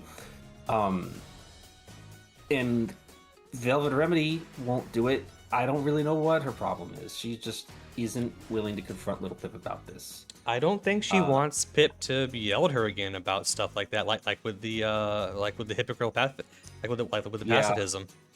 Yeah, I think Velvet's probably already thinks she's had this conversation in her head and she knows how this is going to go, and so she just doesn't want to do it. But that's bad of her. It's not proper of her to do that. So she goes through this whole thing without Little Pip's consent and without bringing it up to her at all. It would be a different thing if she tried to bring it up and Little Pip refused, and then she felt like her hand was forced, because that's basically the excuse that she used. She says, like, she tells Little Pip, like, you forced my hand, but she didn't. Like, she was never you never brought it up to her at all. Little Pip was never given the opportunity to try to seek treatment herself, and she even admits that she feels that she has a problem, which is a little bit later. But this is Velvet's like other biggest problem, is that she's manipulative and duplicitous, and also she has a lot of her own problems that she's ignoring. Yeah, which are feeding into this. It's mentioned more and more and more and more, but pretty much every time Little Pip leaves and comes back, she comes back to Velvet Remedy looking at that Fluttershy memory orb for like the 900th time. Yeah, Velvet Remedy is like obsessed with the Fluttershy memory. She's like just constantly looking at it. It's like the only thing she looks at. Like it's just that, like it's like a 5-minute memory of Fluttershy. She's just constantly looking at this. She also really digs at Velvet in this scene with when she's yelling at her, because she literally is like, she literally like gets at her like idolizing Fluttershy but like acting fucking evil about the like manipulating her thing. She's like, you can't fucking do that and then say that you like are like idolizing fucking Fluttershy. Like that's not how this fucking works. And that really fucking kills her. So Velvet Remedy is just kind of hanging out in the back for the rest of this scene. Well, Little Pip is like, can you fuck off? I don't want to talk to you. And Little Pip goes to Pinkie Pie's office and has the most emotionally devastating scene I've read in years. This shit sucks. This shit sucks. This shit sucks. It's really crazy. Like, it's really It's literally before the bomb goes off. Yeah, I really like that. Like the writing gives the opportunity to piece it together before Little Pip does. What it's like, because it's not immediately like textually made clear, like this is Pinkie's office, that skeleton is Pinkie Pie. But you can figure it out like context, and then it's like, yeah, I found there's a skeleton here that was like that died. Little Pip finds a skeleton holding a Twilight figure. No, Pinkie Pie figure. Died. No, it is Twilight. It's Pinkie. It's a Twilight figure. Like that died holding this statuette of Twilight Sparkle, like so much so that it is like sunken through her fucking rib cage, because it's been sitting here, you know, untouched for 200 years. She finds a terminal message, like an audio message from Pinkie to Twilight. It's Pinkie going about, hey, I want to be your Pinkie again. Yeah, she admits that she admits she's addicted, she admits she has a problem. She begs Twilight to take her back, basically. I'm going to go. She says, I will, you know, there's treatment for this, I'm going to get the treatment tomorrow. Like, and tomorrow morning. I would like you to come with me. I want you to be there because I'm scared. And then at the end of the message, the message never sent, because the bomb went off. The bomb went off. The bomb went off probably like seconds after this. This pieced together with what we learned from the last chapter. because in the last chapter we learned that the 4 Stars transportation hub was right before the bomb in Manhattan went off. I mean, this is why the bomb went off that day. I guess it was going to go off anyway. They set off the bomb because they were found out by Pinky's Still Rangers. Yeah, well, but technically, I believe the Canterlot missile attack happened slightly before the Manhattan bomb, so it was going to happen today anyway. Yeah. I don't remember. It doesn't. It was Canterlot first, Manhattan it was second. Canterlot, then Manhattan, then Cloudsdale, and then everything else. Yes. And so we learned that the Ministry of Morale was investigating 4 Stars, and they discovered that they were traitors and they were smuggling a bomb into the city. Pinky ordered Steel Rangers from the Ministry of Wartime Technology, and they were assaulting the 4 Stars headquarters basically as we speak. And that is, at the same time that is happening, is when Pinky records this message. It's a really great bit here. This is some of the best writing, I think, like in the book. It's the best, one of the best emotional scenes in the book. Yeah, and in this, it's all written the same thing, but it mirrors Little Pip a lot, because Pinky admits she has a problem, but she still needs it. She says she needs the Mentals. I need it at least today, one last time.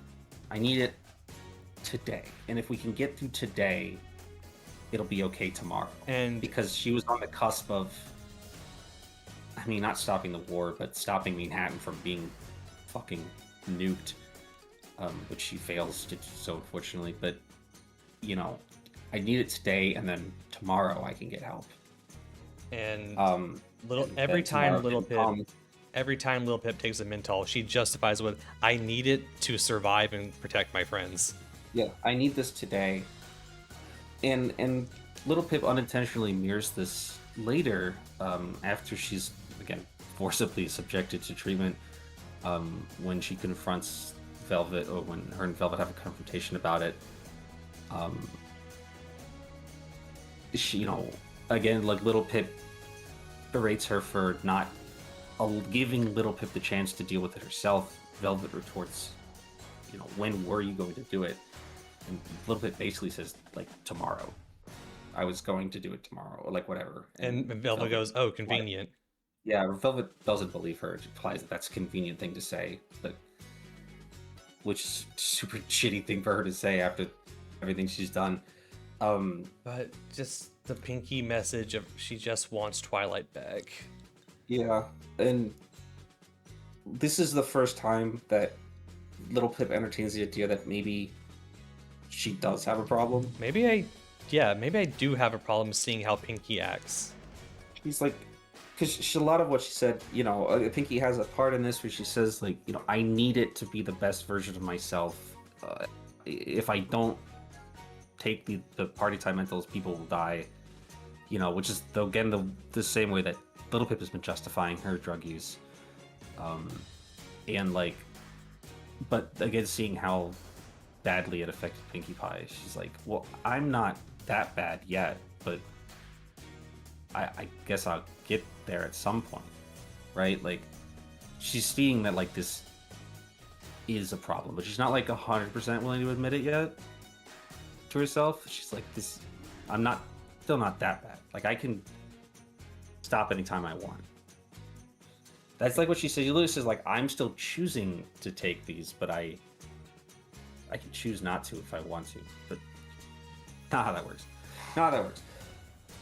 Congratulations, Twilight fans. There's Tragic Yuri in Fallout Equestria. Tragic Yuri. This also does have implications for later in the narrative. We skipped it a little bit earlier, but when we were in the Ministry of Arcane Technology Hub in Ten Pony Tower, there's a framed picture of Splendid Valley. Splendid Valley. There's a framed picture of a place called Splendid Valley, which was another Arcane Technology Ministry Hub. And in this message, Pinky notes, like, she tried to reach Twilight at the other Ministry Hubs, and she wasn't in either of them, and muses that she may be in Splendid Valley, because she's been spending a lot of time there recently. And Homage says something to the effect that the Ministry of Arcane Technology was working on something right at the end of the war that probably never got finished. This is relevant later. This is relevant later about where Twilight is when the bombs fell. This is, yeah, this is where Twilight was when the bombs fell, and what was happening at Splendid Valley and what became of it are important for the last third of the book, pretty much. But we're not there yet, so we're just establishing that for now, like that this is the location, it's of interest. We'll get there, later in the book. I just know when K-Cat wrote this scene, she was just rubbing her hands, going, ooh. Yeah, right.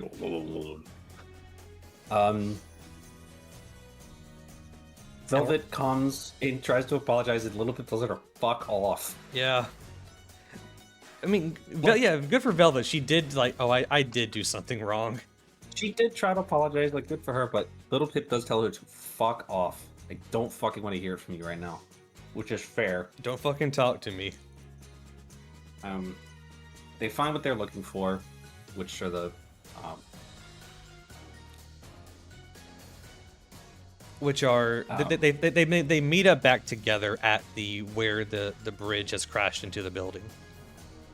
Oh, you know what? But despite all of that, actually, it's before she hears the terminal entry. I forgot to mention she does crack Pinky's saves, and does find 10 tins of fucking party time menthols. She does shove all that in her fucking bag. She just shoves all that into her bag. So she's loaded the fuck up right now. Near the end of the chapter, they get what they were getting at. They get what they were getting, and they head back to Tin Pony Tower. Little Pip has a they go through the whole They go through the whole scooter thing first. Oh, fucking break the scooter shit! Yeah, because remember this is the long ass chapter. Yeah. Do you want to take a break first before we get into that? Yeah, let's take a short break. Okay. We'll take a short break before we get to the second half of this whole thing. 5-minute break, y'all. Be right back. 5-minute break. 5-minute break.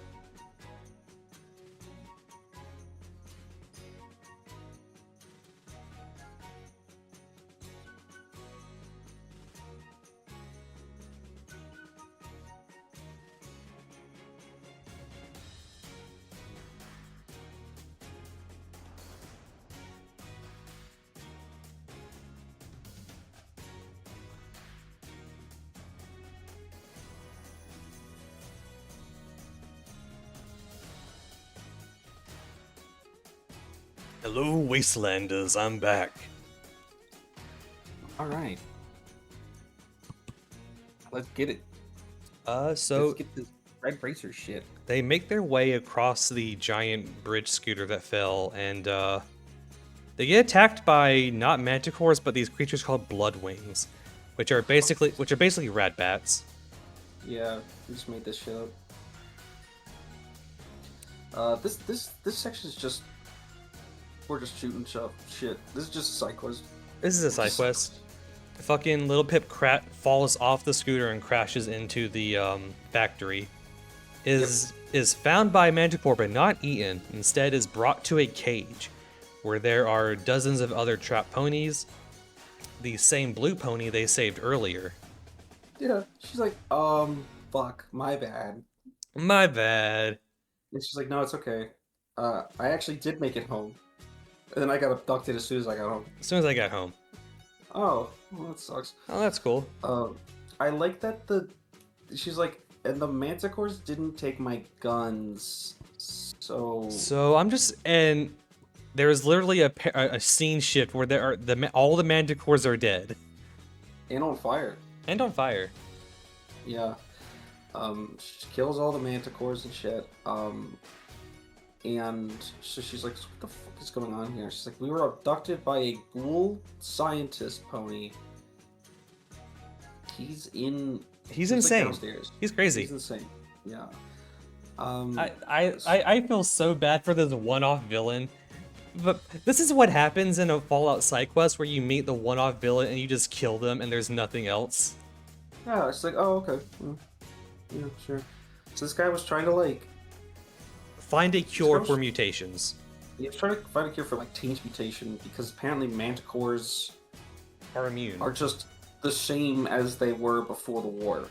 Like, they have just not been changed at all by light or radiation or taint or whatever the fuck. Yeah.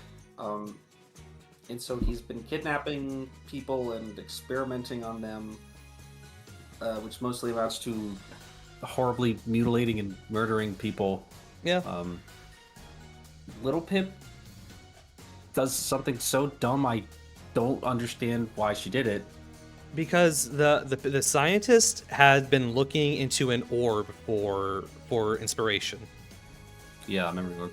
And she's like, I'll just look into his orb while he's right there. While I'm invisible. She's like, I'm invisible, so it'll be fine. Why didn't you shoot him first? Why didn't you shoot him first, you idiot? So she gets locked into the memory of the orb, and we discover that that Scootaloo and all the CMC are planning something outside of the ministries of outside of what the ministry is doing. This scene essentially establishes the stable experiments and why they were being done. Yes. Because she believes, or Scootaloo believes that, basically what she said already, that even if Equestria survives the war, we have to find out what went wrong with society. We have to prevent the war from happening again. Which is the line that like Vault-Tec gives in Fallout, but she actually believes that shit. Like she's like being serious. Yeah, she actually believes that shit. She also mentions that she set it up in a way that if the bombs never happen and like Stable Tech's experiments are discovered, that she's made it look like she'll take the fall. Sweetie Belle and Apple Bloom had nothing to do with it, so only she'll be taking the fall. Because this is incredibly unethical. This is super illegal, especially in the fascist totalitarian state post-war, like during the war, with the Ministry of Image and the Ministry of Morale thought criming people, like literally. And that's really what this establishes. Little Pip exits the memory orb and is tied to a desk because she's stupid. The scientist, oh hey, you're awake now. Cool. I can now experiment on you. I am going to experiment on you with this chainsaw. I'm gonna cut your fucking legs off and put them in your ears. Then the blue pony from earlier saves little Pip and kills the scientist. She uses the dart gun, the like stun dart gun, and then stomps his head into mush with her bare hooves. And For like 20 minutes. we never see that character ever again. Well, she did her job. She did went her back job. home, you know. She went back home. So we killed all the Manticores. We get the records that Homage wanted. Yeah, and we saved everybody in like Gutterville or whatever that shit was called. So good work. Good work, everybody. We did it. And Little Pip only passes out a little bit. Yep. I think. We go back to Ten Pony, and she they rest up. She has a scene here where she thinks about what Watcher told her way back when about how every pony needs a virtue, and she thinks about Silver Bell and Monterey Jack and how they kind of had like bad twisted versions of virtues. Sweetie Belle's or Silver Bell's like laughter virtue being like basically just ignoring reality, and Monterey Jack's honesty to the point of, you know, like self-serving honesty, almost like How, he like, wasn't being honest. clinging to a virtue is theoretically good. If you do it to the detriment of yourself and others, that it can be bad. Yeah, it was, you know, cling to a virtue at the expense of yourself and others, you know. And she muses about that and about, you know, how much of herself is left because the compromises of the wasteland and everything. But tell you what, she's still fucking horny. Yep. She goes to Homage. What the hell prompts her to say this? What the fuck is going on in her head? You know, a She's lot. like, Homage, you know, Homage. do you think she goes like, can you find me some bitches? She literally goes to the wall and says, "Hey," maybe she has a breakdown. Homage, can you help me find other lesbians in the wasteland? Do you know lesbians who like short bitches? Do you know any lesbians? And Homage is like, me, I want you. Little Pip, I want you. I want you. And Little Pip's like, oh shit. Oh fuck. What the hell? Awesome. And then she basically fucking dies. And that's where the chapter ends, by the way. That's the chapter. That's the chapter. We get into chapter 18 after this. Yeah, chapter 18, it's like a slight time skip, and it's like, and I didn't fuck Homage, because I was too fucked up to do that. They Like she was still upset about like the Velvet thing and she was and everything. And Homage is very like emotionally like perceptive, and so she's like, you're clearly not like in the right headspace for this right now. we can so, fuck later, not now. Yeah, we can fuck later. And she does go on a little date. They go on a little date, and it's so cute. It's very they talk cute. A bit. Yeah, they go on a little date. They go to the restaurant and the spa and everything. They talk a little bit about Steel Rangers, because Little Pip literally doesn't know anything about Steel Rangers. She tells her the reputation the Steel Rangers have, which is the same as the Brotherhood of Steel, that they're more interested in saving technology preserving technology than saving people, which sort of drives against her perception of Steel Hoods, who doesn't really seem to act much like that. Steel Hoods, by and large, seems to like care about people and to protect them. Yeah, also is the only Steel Ranger she's ever met. Yes. But questions him about it later, and he does seem to imply that he is a Steel Ranger. He is a member of their faction. He holds a rank. He doesn't say that much more about it, but she asks him about it, like, you know, I heard this about. I heard about the Steel Rangers that Steel Rangers are more interested in technology than saving people. And he gives her an answer about, well, some Steel Rangers feel that their oath is sworn to the Ministry of Technology, And not the mayor. but others of us feel that our oath is sworn to the mayor, which is to say Applejack. Um, and he doesn't quantify that statement much after that, but he does seem to imply that he is currently a Steel Ranger, as in the post-war faction called Steel Rangers. The fuck did they do here? They go on a little break, and Little Pip picks up a radio signal from the Black Talons, who are in danger and are requesting aid. Yes, right. Here's the Black Town. Yeah, they go on like a walk because Little Pip is still upset about the Monterey Jack thing. Mm-hmm. So she's like, I need to get out of here. Just go out and just like. And they hear Pone 3 on the radio while Homage is right next to her.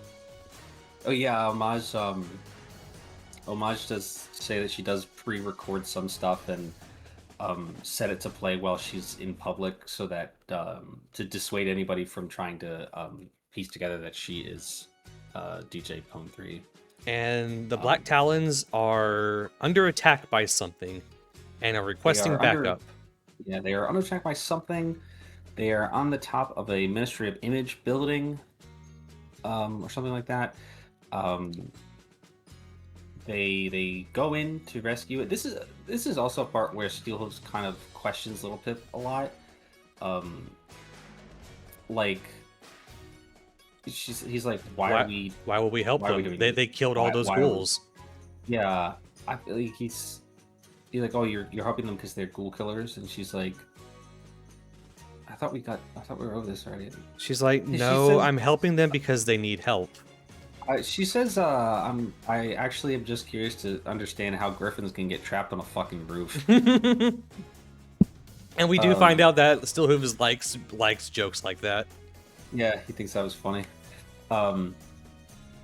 They get about halfway up the building, and oops, it's another fucking alicorn. Oh, it's 10 whole alicorns throughout the building. So many alicorns.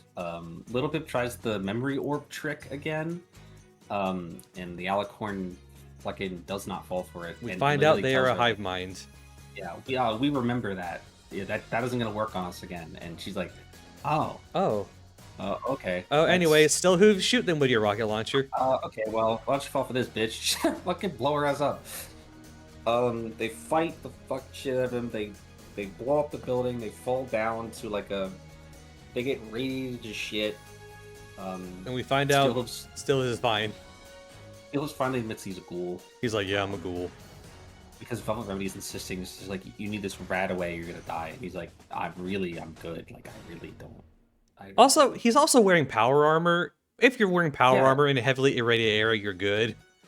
Yeah, like he could have just said like, oh, I have radiation shielding on this sumbitch or something like that. Like, but no, this is the point where he objects, like, yeah, I'm a ghoul, I don't need that. Well, Little Pip is like, all right, you just tell her, just like let's just get this. Rip the Band-Aid off, man. Let's just get this over with. Just say it. Calamity's not here currently. He flew back to the tower to drop off stuff that they looted, and then was on his way back when they just decided to go into this building without waiting for him for some reason. Yeah, I don't know why they did that. They could have waited on him, but also it would have led this next scene to be a little less tense. Yeah. Well, also, Little Pip did say that she felt there was a time crunch to save the Griffins. Like, if they had waited for like the half hour it would take Calamity to get back, the Griffins might be dead. The Griffins probably would have been killed. Yeah.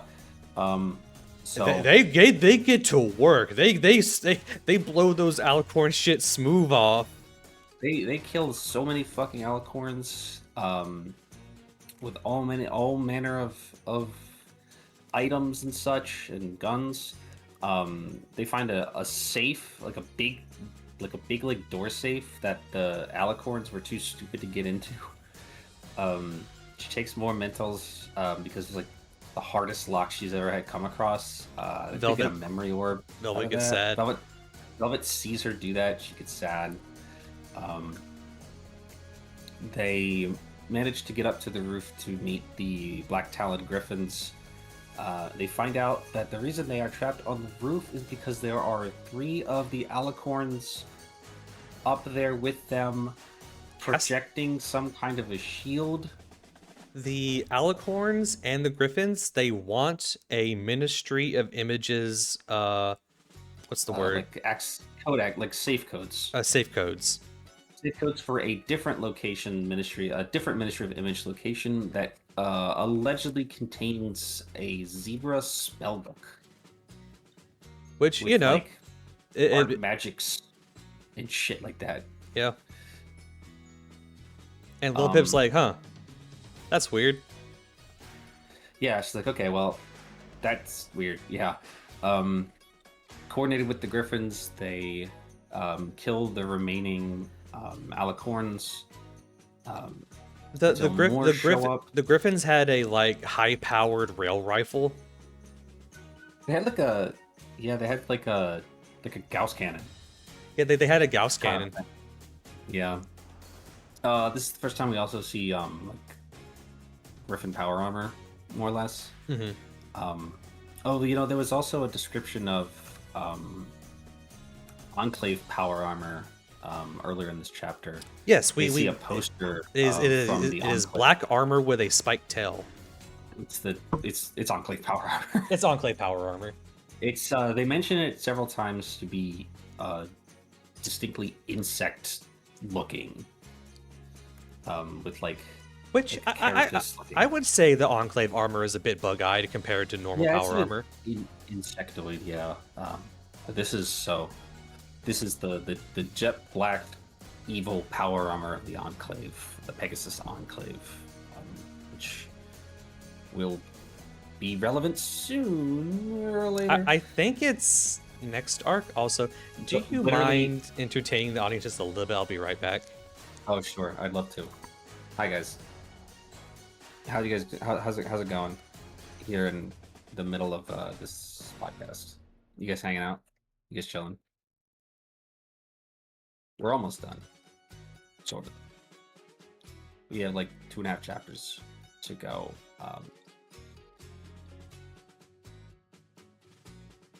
We'll probably have like another hour or something. You guys hanging out? You guys hanging out on this Sunday? On this Sunday, Monday.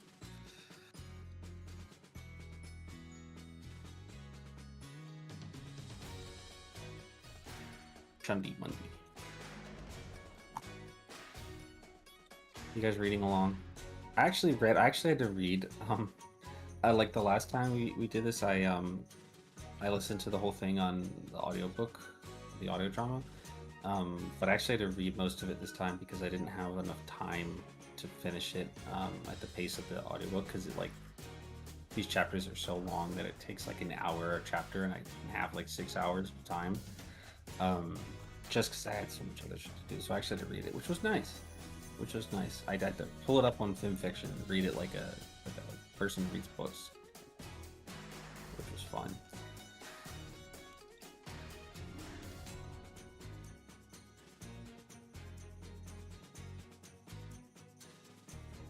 Whoop, whoop, whoop, whoop.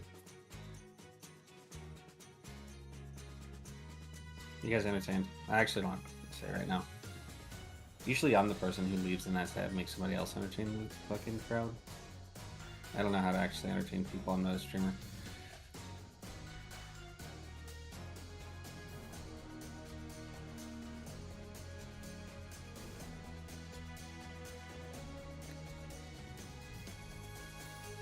You guys playing Marvel Tokyo Fighting Souls?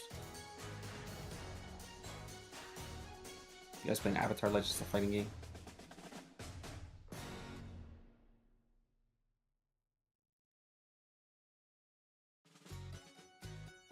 You should be.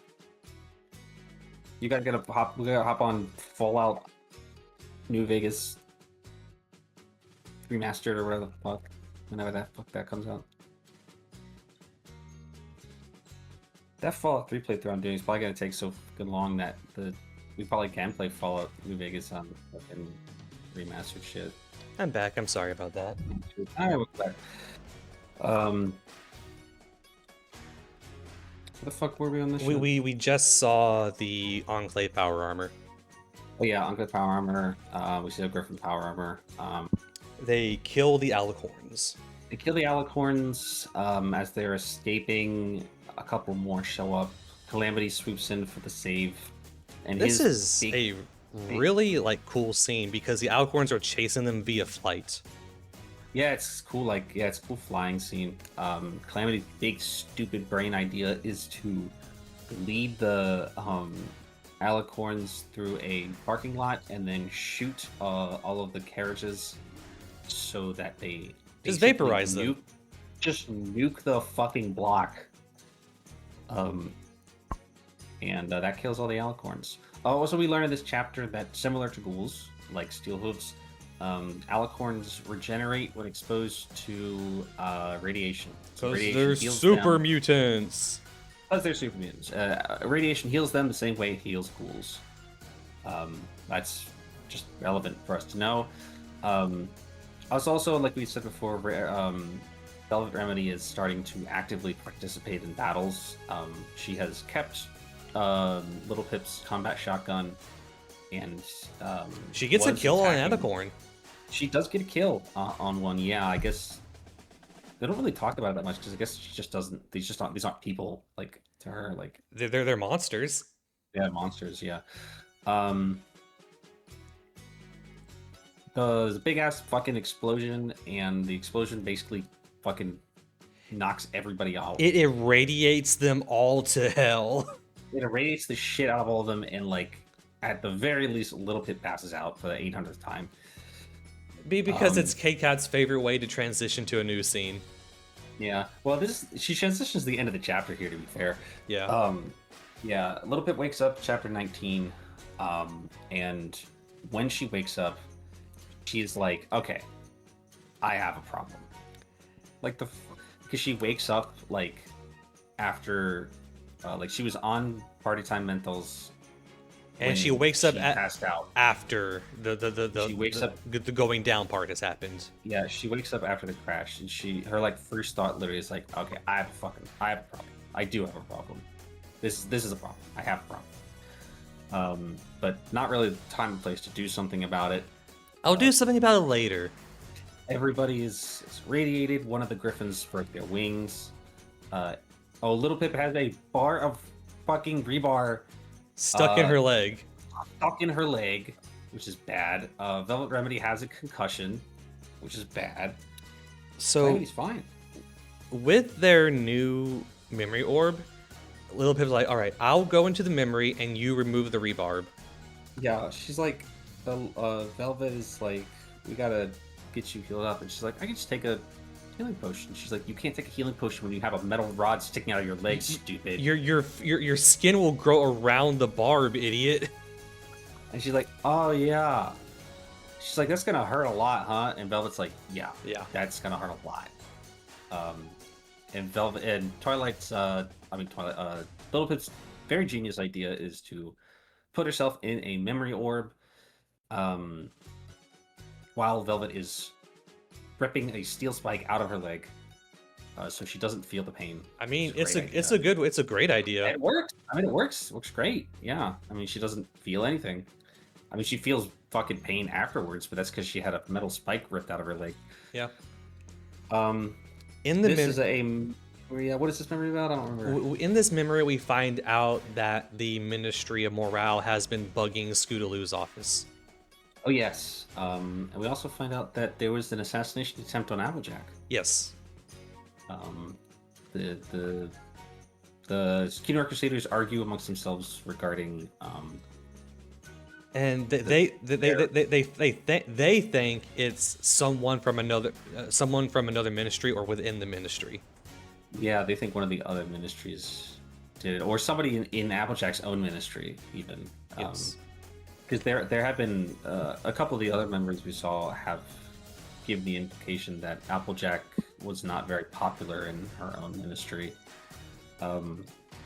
Nope. based on various things. Mostly because she wasn't very supportive of the war. She was very Um, anti-war. She was very much against the war, kind of like her brother died in the war or something like that. Yep. Um, so she wasn't super into the war. Um, After this, They part ways with the we Black hear from Black Talons. Talon Griffins. Yeah, well, the Black Talons explained their side of the story regarding the slaughtering of the ghouls, the Sheriff Rottingtail gang. Their version of the story is that um, some people in Tenpenny Tower were willing to coexist with this. This is the Tenpenny Tower thing from Fallout 3, right? Some people in Tenpenny Tower were willing to try coexistence with ghouls. Although, of course, the chief of security was not very willing. But also, they found out that the sheriff Rottingtail was something of a ghoul extremist himself, and he was not actually interested in peaceful cohabitation, but more like kill everybody in the building and take it for themselves, kind of a thing. Yeah. We find out that there is an underground entrance from the sewers into Tenpenny Tower that is unsecured from the outside, and you can just go in there. Like it only secures from the inside or something like that. So like, I can't remember. But like it's a security risk. And they were like, "Did you report this to like Tenpenny Security?" And they were like, Nah. No. Wasn't part of the job. Wasn't part of the job. Didn't do that. And Steelhooves is very interested in this. He's like, all right, I'll go investigate. The Talons say they owe Little Pip a favor for saving their lives. They try to give her the big stupid ass gun. And like, nobody can carry that. And they're like, we don't want this. We don't have any use for this. And so they're like, okay, well, we'll owe you a favor. Tell us by the end of the week. We'll owe you a favor. We're going to hang around for a little bit longer while one of our griffins, wings heal because his wings are broken. Find us by the end of the week. Here's our like radio channel code or whatever the fuck. Contact us by the end of the week. If not, we're square. So that's on you. On the way back to Tenpenny Tower, they run into Watcher again, who Little Pip asks to tell Godna about her stranded Black Talons.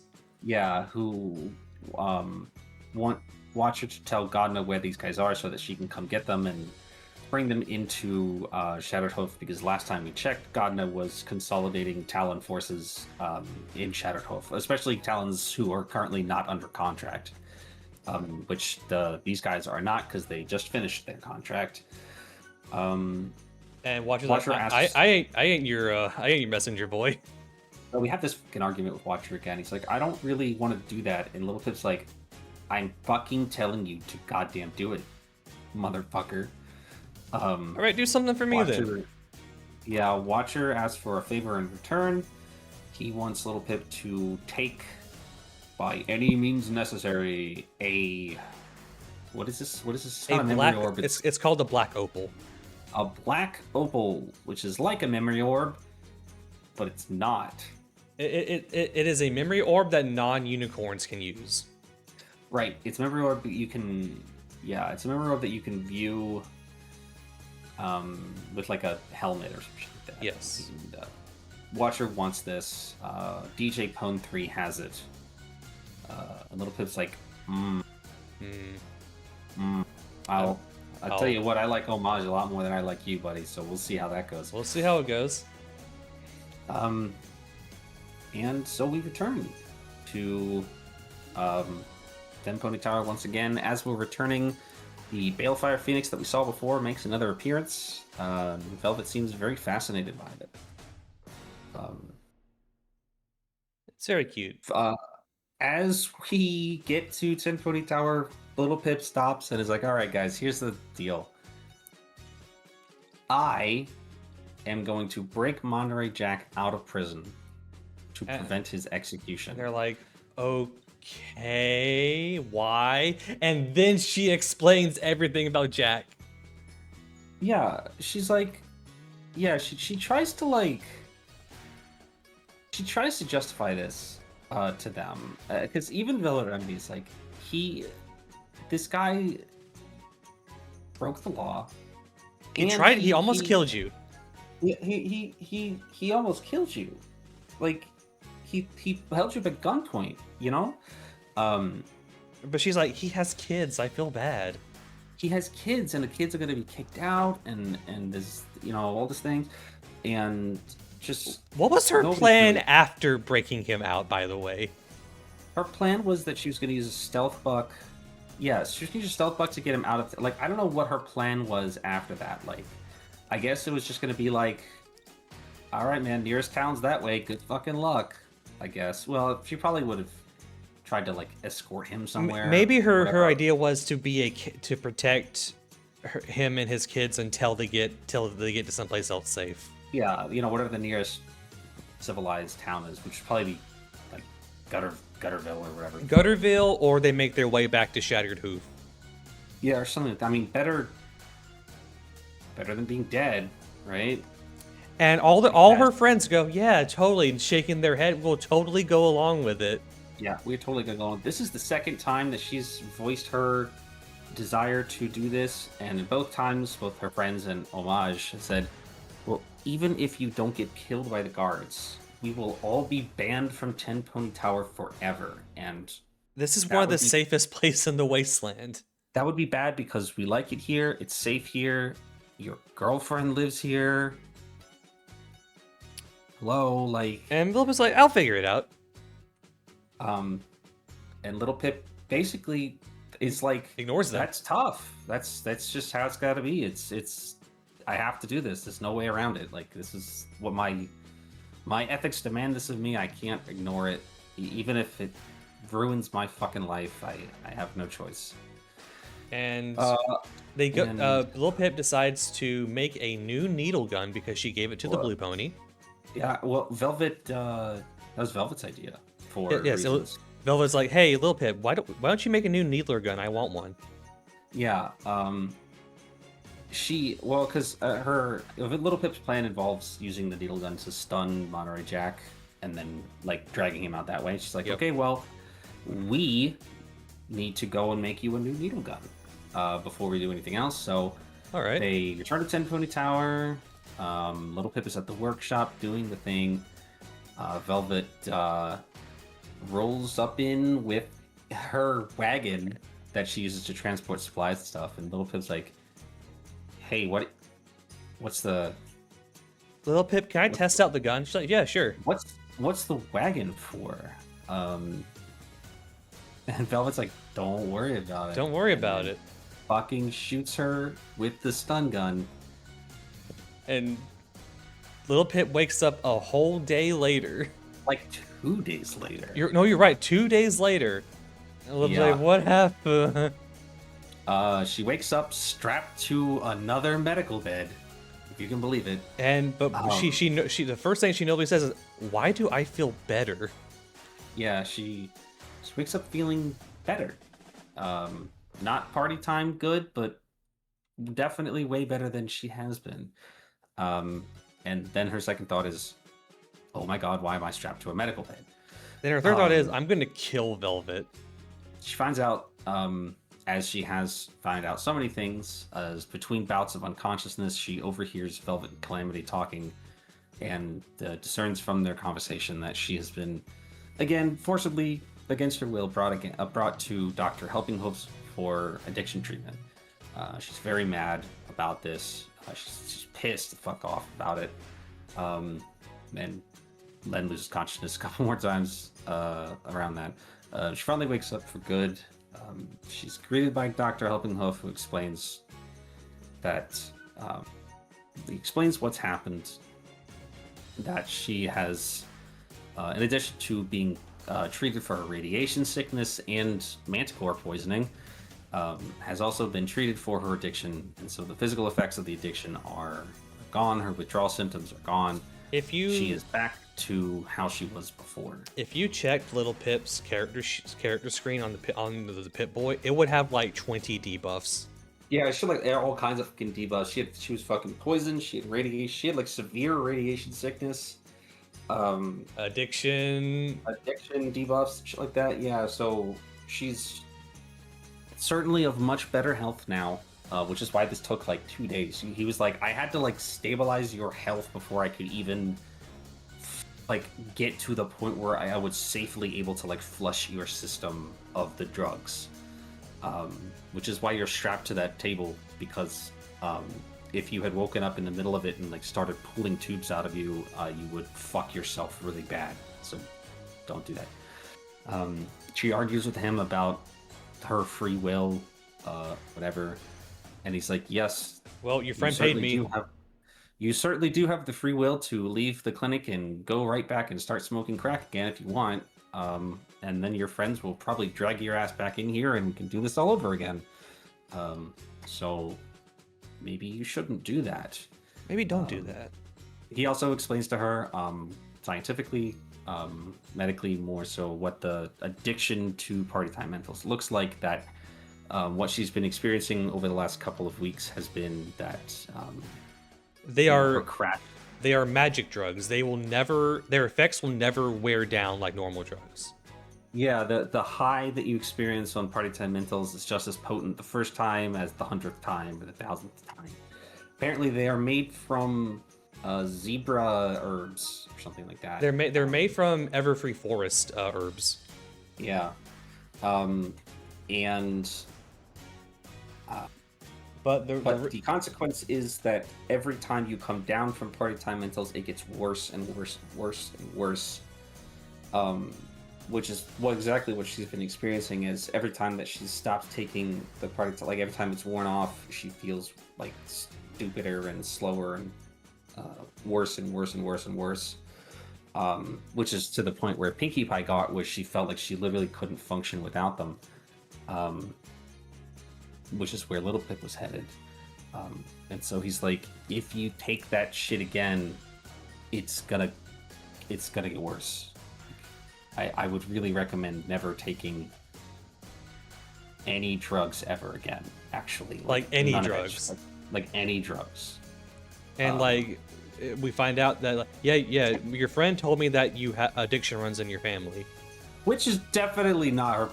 That was definitely maybe a little overstepping. It was a little overstepping.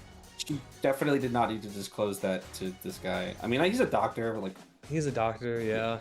But I mean, he does have a point. I mean, Little Pip probably does have a genetic predisposition to addiction, as many do, just because of that. And so again, I would really recommend that you don't take any drugs at all, under any circumstances, really. And also, your friends have been healed as well. I've also seen to your friends, so they're in decent health as well, except for Steel Hooves, who refuse care, obviously. He's good. He just regenerates. Yeah, I mean, he can't let people know he's a ghoul, so just like, no, I'm good. Velvet Remedy comes in to talk to her. They have what is they have bites her head off. She bites her head off. Like, Little Pip goes, "You had no right to do this to me." Mm-hmm. Again, what we were saying before, like, Velvet Remedy took it upon herself to do this to Little Pip, completely against her will. I mean, she literally shot her with a poison needle dart gun. Yeah. And dragged her unconscious body to this clinic to force her into a medical procedure against her will, which is definitely not okay. And again, this is because Velvet Remedy felt that she had no choice. She felt that her justification is that Little Pip basically saying, "I'm going to ruin all of our lives with this Monterey Jack shit," too far. But also she knew, I think that's also an excuse. I think Velvet Remedy didn't want to let Little Pip go through with the Monterey Jack thing, and I think she knew that Because it would ruin a good thing they had. Yeah, and she knows that this addiction treatment takes a day or two, and so she knew that. And as Little Pip learned shortly beforehand, she's been in the hospital in this clinic for so long that Monterey Jack was executed a few hours ago. It's too late. She's failed. And I think Velvet Remedy knew that if they indisposed Little Pip, that would serve both benefits. So I don't think she did this altruistically. I mean, I think Velvet was thinking about the group. She had ulterior motives, right? She wasn't doing this for Little Pip's benefit as much as she was doing it for everybody's benefit, which is a problem with her. And again, Velvet manipulates people. Yeah, and again, she made this choice unilaterally. She did not allow Little Pip the opportunity to seek help. But I guess in her defense, now that I'm saying this, if Little Pip had gone through with the Monterey Jack thing, they may have most likely gotten kicked out of 1020 Tower by tomorrow anyway, in which case Little Pip would not have the opportunity to seek help, because as far as Velvet Remedy knows, there is nowhere else in the Wasteland that can treat addiction. Nowhere else that they've come across anyway. Yep. You know, this is the only real legitimate society that they've encountered so far, and they have no guarantee that there's anywhere else that has such things, or that they could convince Little Pip to travel all the way to, you know, who the fuck knows, to be treated. So she feels that she was forced, whether or not she was, you know, it's a different story. She basically tells Velvet, I do not fucking forgive you for this, and I don't really want to see you right now, so why don't you fuck off? It's gonna take a lot for us to mend this. Yeah. Calamity, on the other hand, does forgive. She does. He feels so bad. He thinks it's his fault that she got addicted, and she's like, "Yeah, no, you didn't know, man." Once she realizes that Calamity has been feeling guilty about this, like it's his fault the whole time, she pretty much immediately forgives him, isn't angry with him, and Steel Hooves had nothing to do with this, so it's really just Velvet Remedy that she's mad with. Steel Hooves was doing something else while she was blacked out. Steel Hooves, she's like, where is Steel Hooves? And they're like, oh, he's down in the tunnels with the sheriff, and she's like, oh fuck. She's like, she rushes down to the bottom of the tower. Steel Hooves, don't let the ghouls in, and he's standing like, why would I do that? What are you talking about, man? Well, you really don't know me at all, huh?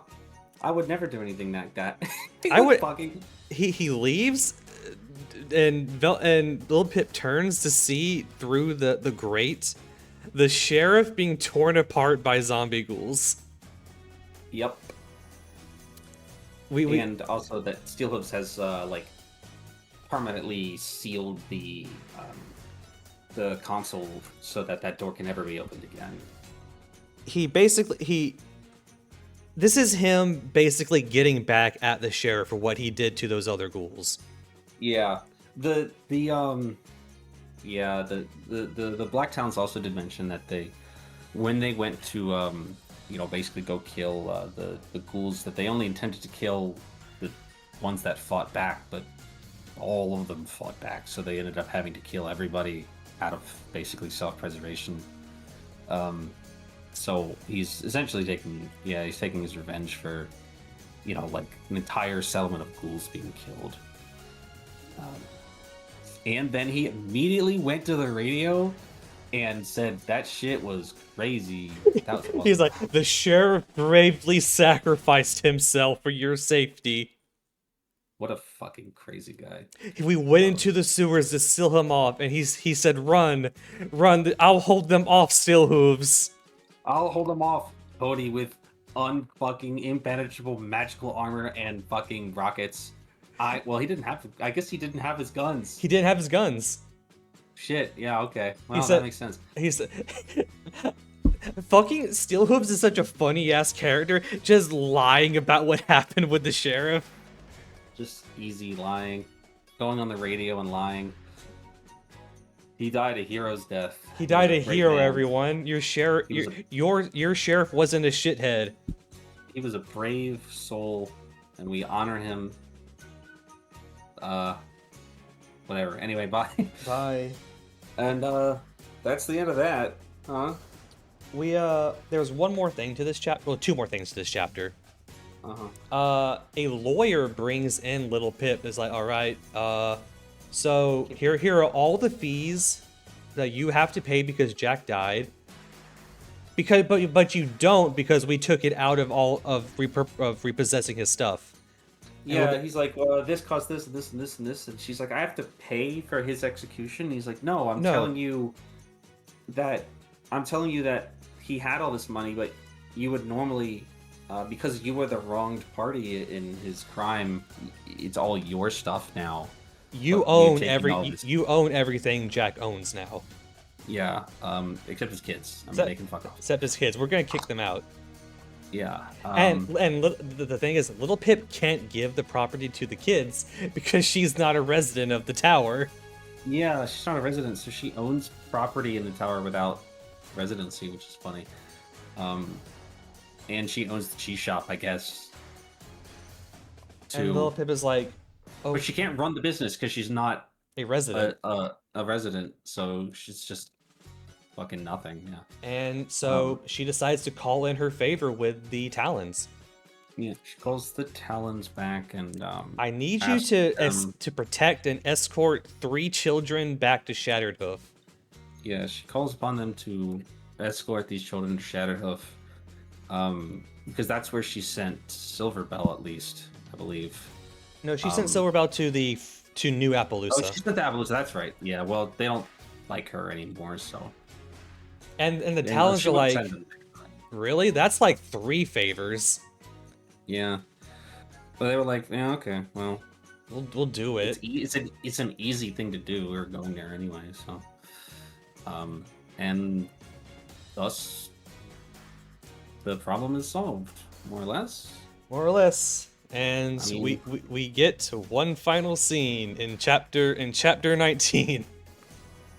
That's chapter 20, isn't it?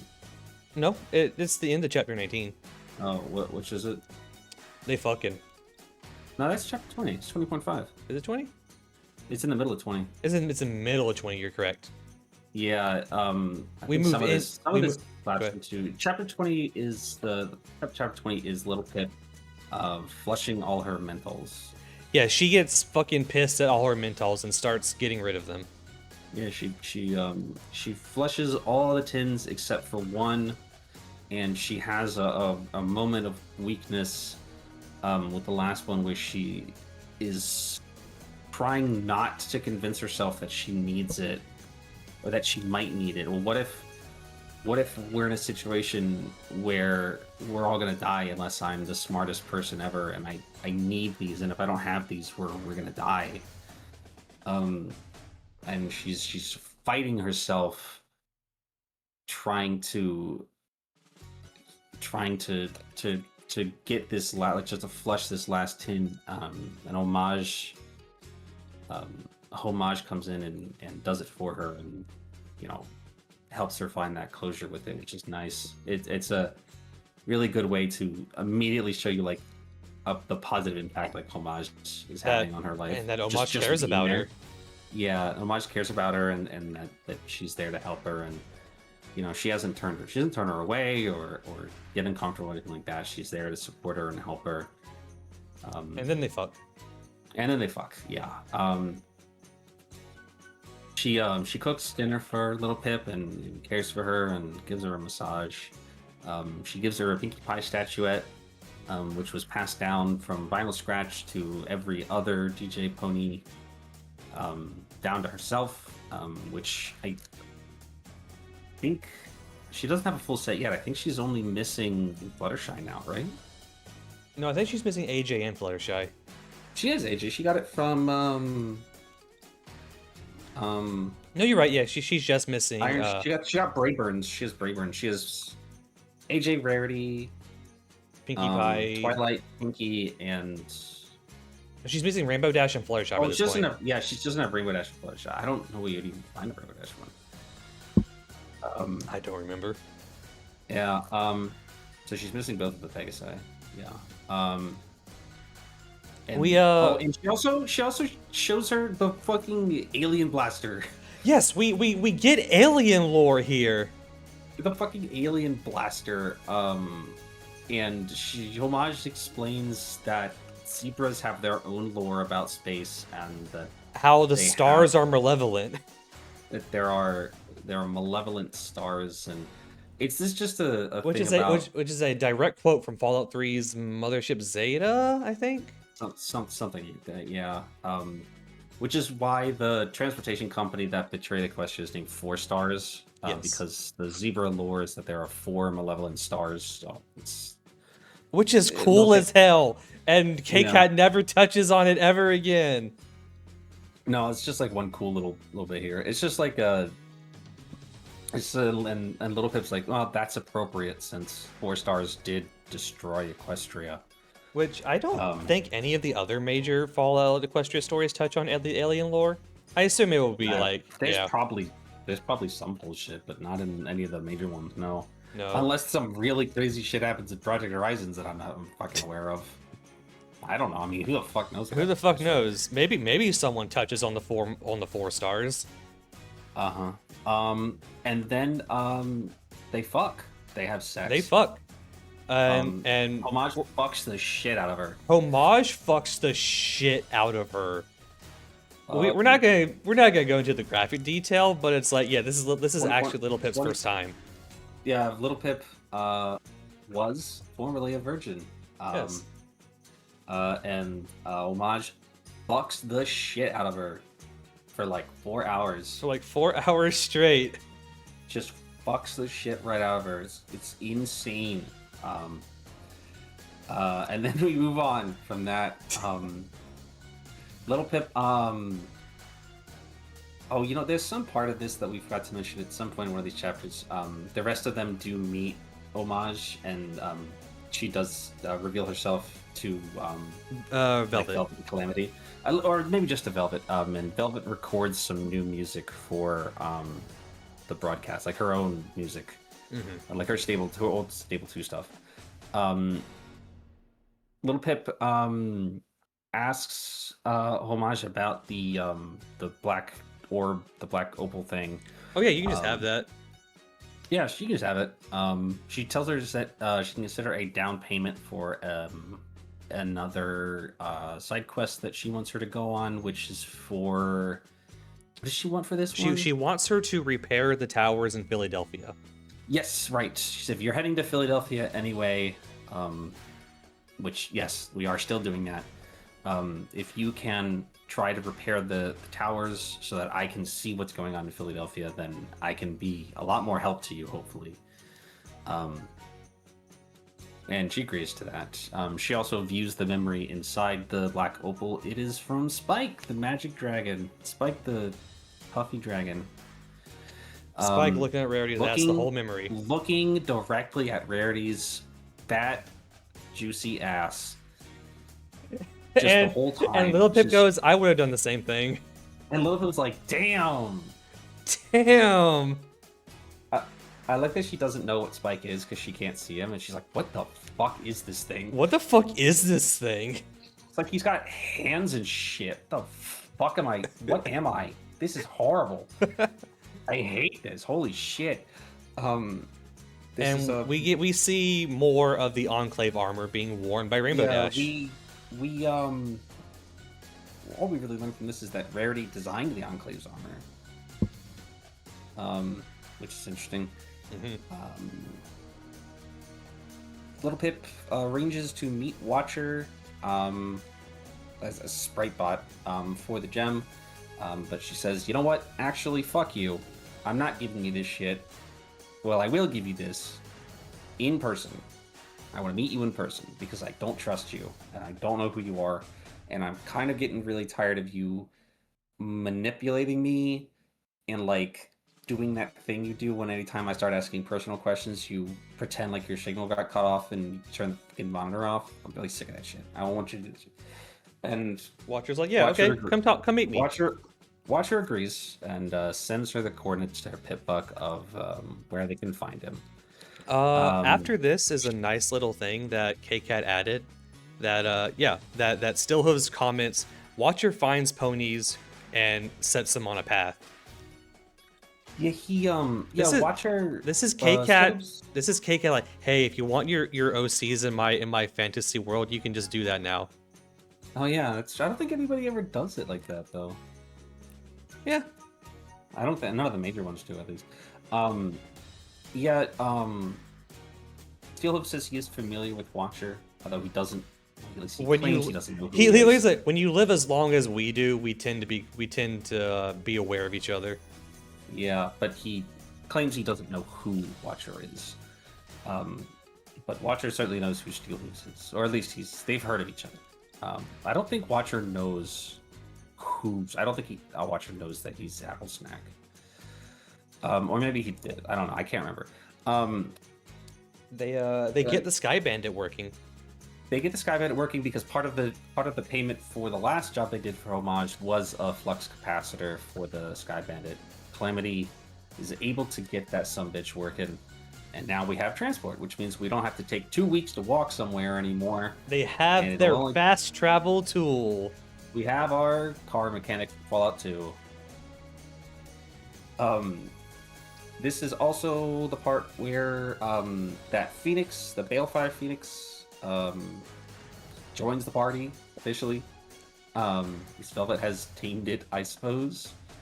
Also, this is the part where Steelhooves says to Little Pip that Velvet Remedy is not okay. The biggest lore drop so far. Fluttershy made the mega spells. He recontextualizes the memory orb that we've been talking about the whole time for the last couple chapters. That what Fluttershy was referring to in that memory is that she invented the mega spells, the balefire bombs and the nukes and such. Not only did she invent them, she intentionally leaked their design to the zebras so that they could have them too, because she was trying to essentially escalate the war to the point. Destruction theory. Yes, go ahead. Yeah, Fluttershy was trying to employ mutually assured destruction theory, which is that she believed if both sides had access to mega spells, that neither side would use them. But that's not how mutually assured destruction works, because they didn't have them beforehand, and nobody would have had them if you didn't invent them. Yep. First, so I like Fluttershy's idea here was that if both sides possessed the power to destroy the world, then I guess she thought that they would be able to come to the table and make terms. Not what happened. Not what happened. And so Little Pip learns that Fluttershy has killed us all. It's all her fault. Kind of. Stillhooves literally says that. Fluttershy killed us all. Yep. It's Fluttershy's fault. Now Little Pip knows this. Don't think Velvet Remedy knows this yet. Velvet was in the memory while they were discussing this. So she doesn't know that, but Steelhoof is like, you really need to get her to stop watching that memory. It's concerning that she does this like all the time. Like it's not good for her. With this, we head off to meet the Watcher in our new Sky Bandit.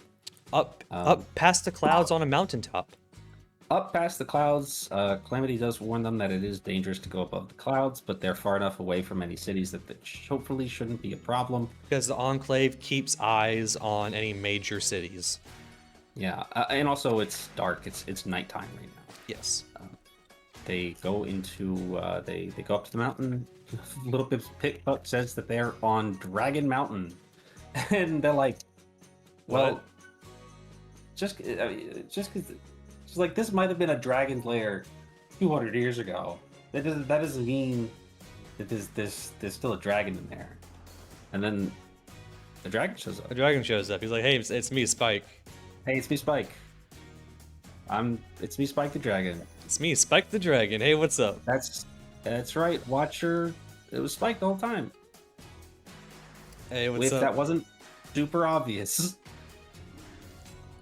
if that wasn't extremely obvious up until now that it's Spike, who the fuck else would have so much like Knowledge, personal knowledge about the main six and like Twilight Sparkle and shit?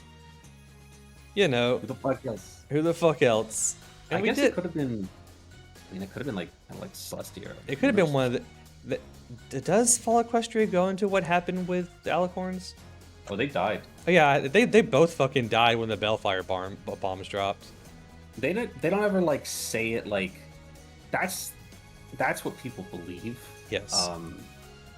All that really is known is that Celestia and Luna were in Canterlot when Canterlot was struck, and so you have to assume they're dead. Yes.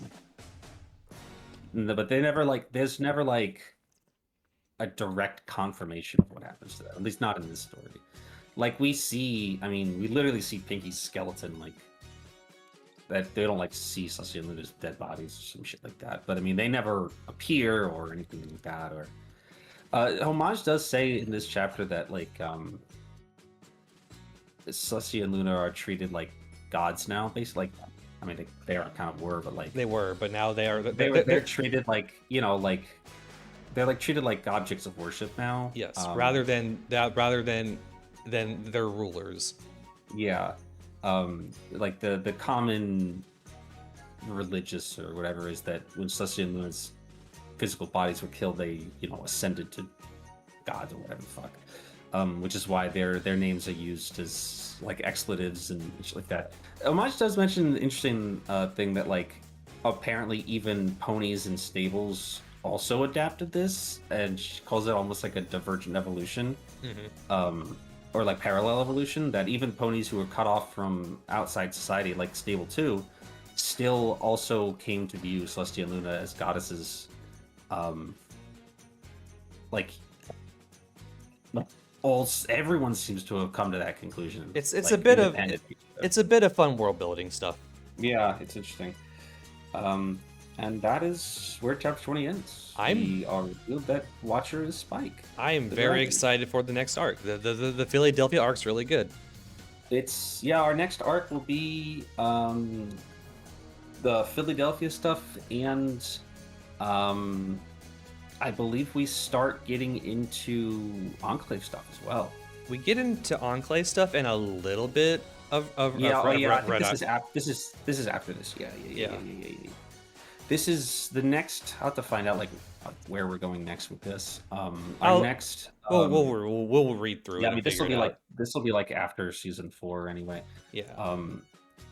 This is the next. Just like looking ahead at some of the chapters. This is when we start learning about the single pony project, which Spike mentioned one time before. We learn more about Taint, the Pink Cloud stuff. We learn about Red Eyes, and we meet our last party member. Excited! I'm really excited for that. Yeah, we finally meet our last party member, and like it's like the later 20s, I think, that she shows up. Yeah, it's like in the middle. It's like dead ass in the middle of the Red Eyes shit. It's directly middle of that arc. Yeah, and then we'll finally have the full party. And then it's a fucked up ride to the end after that. It gets so fucked up. I don't know what K-Cat was thinking. It gets fucked up in here. I mean, like once we hit like the late 30s, it gets fucked up.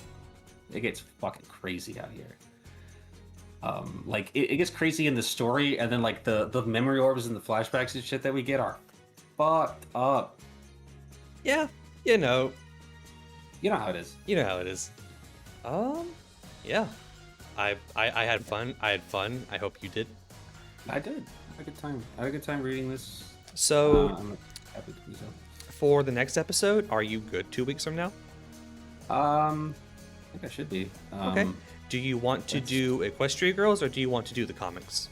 Jeez, I don't know. I don't really have.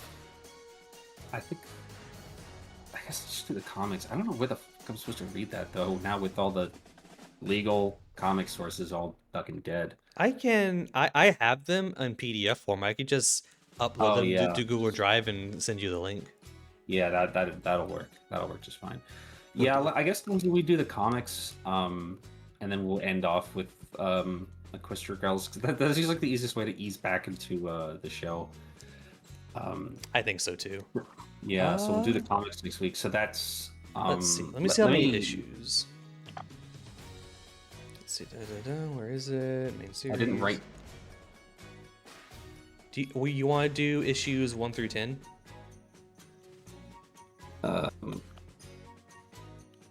Let me hold on. Let me look this up too. You're all good. Because issues 1 through 10 are the first 2 arcs.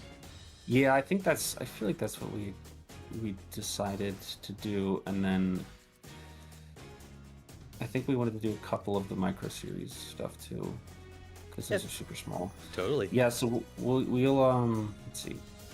Queen Chrysalis, Nightmare Rarity.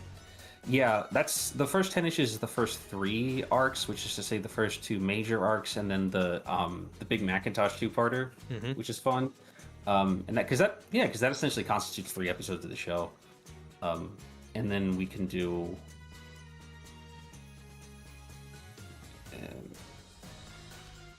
let's say maybe the first 6 micro series, because that would be all of the main 6.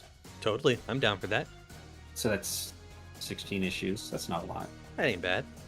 That's not bad. That should be fun. That might be a lot, but it probably won't be any more or less than like 7 chapters of Fallout Equestria. So, All right. I'll after we're done recording, I'll upload them and I'll send you a link. yeah, that sounds good.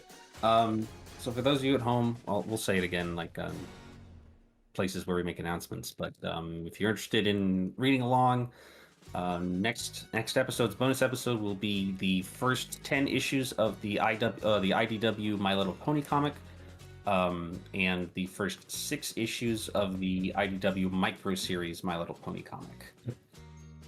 Alrighty. Okay. Have a good afternoon, everyone. All right. Bye, everybody. Bye. See you all next time.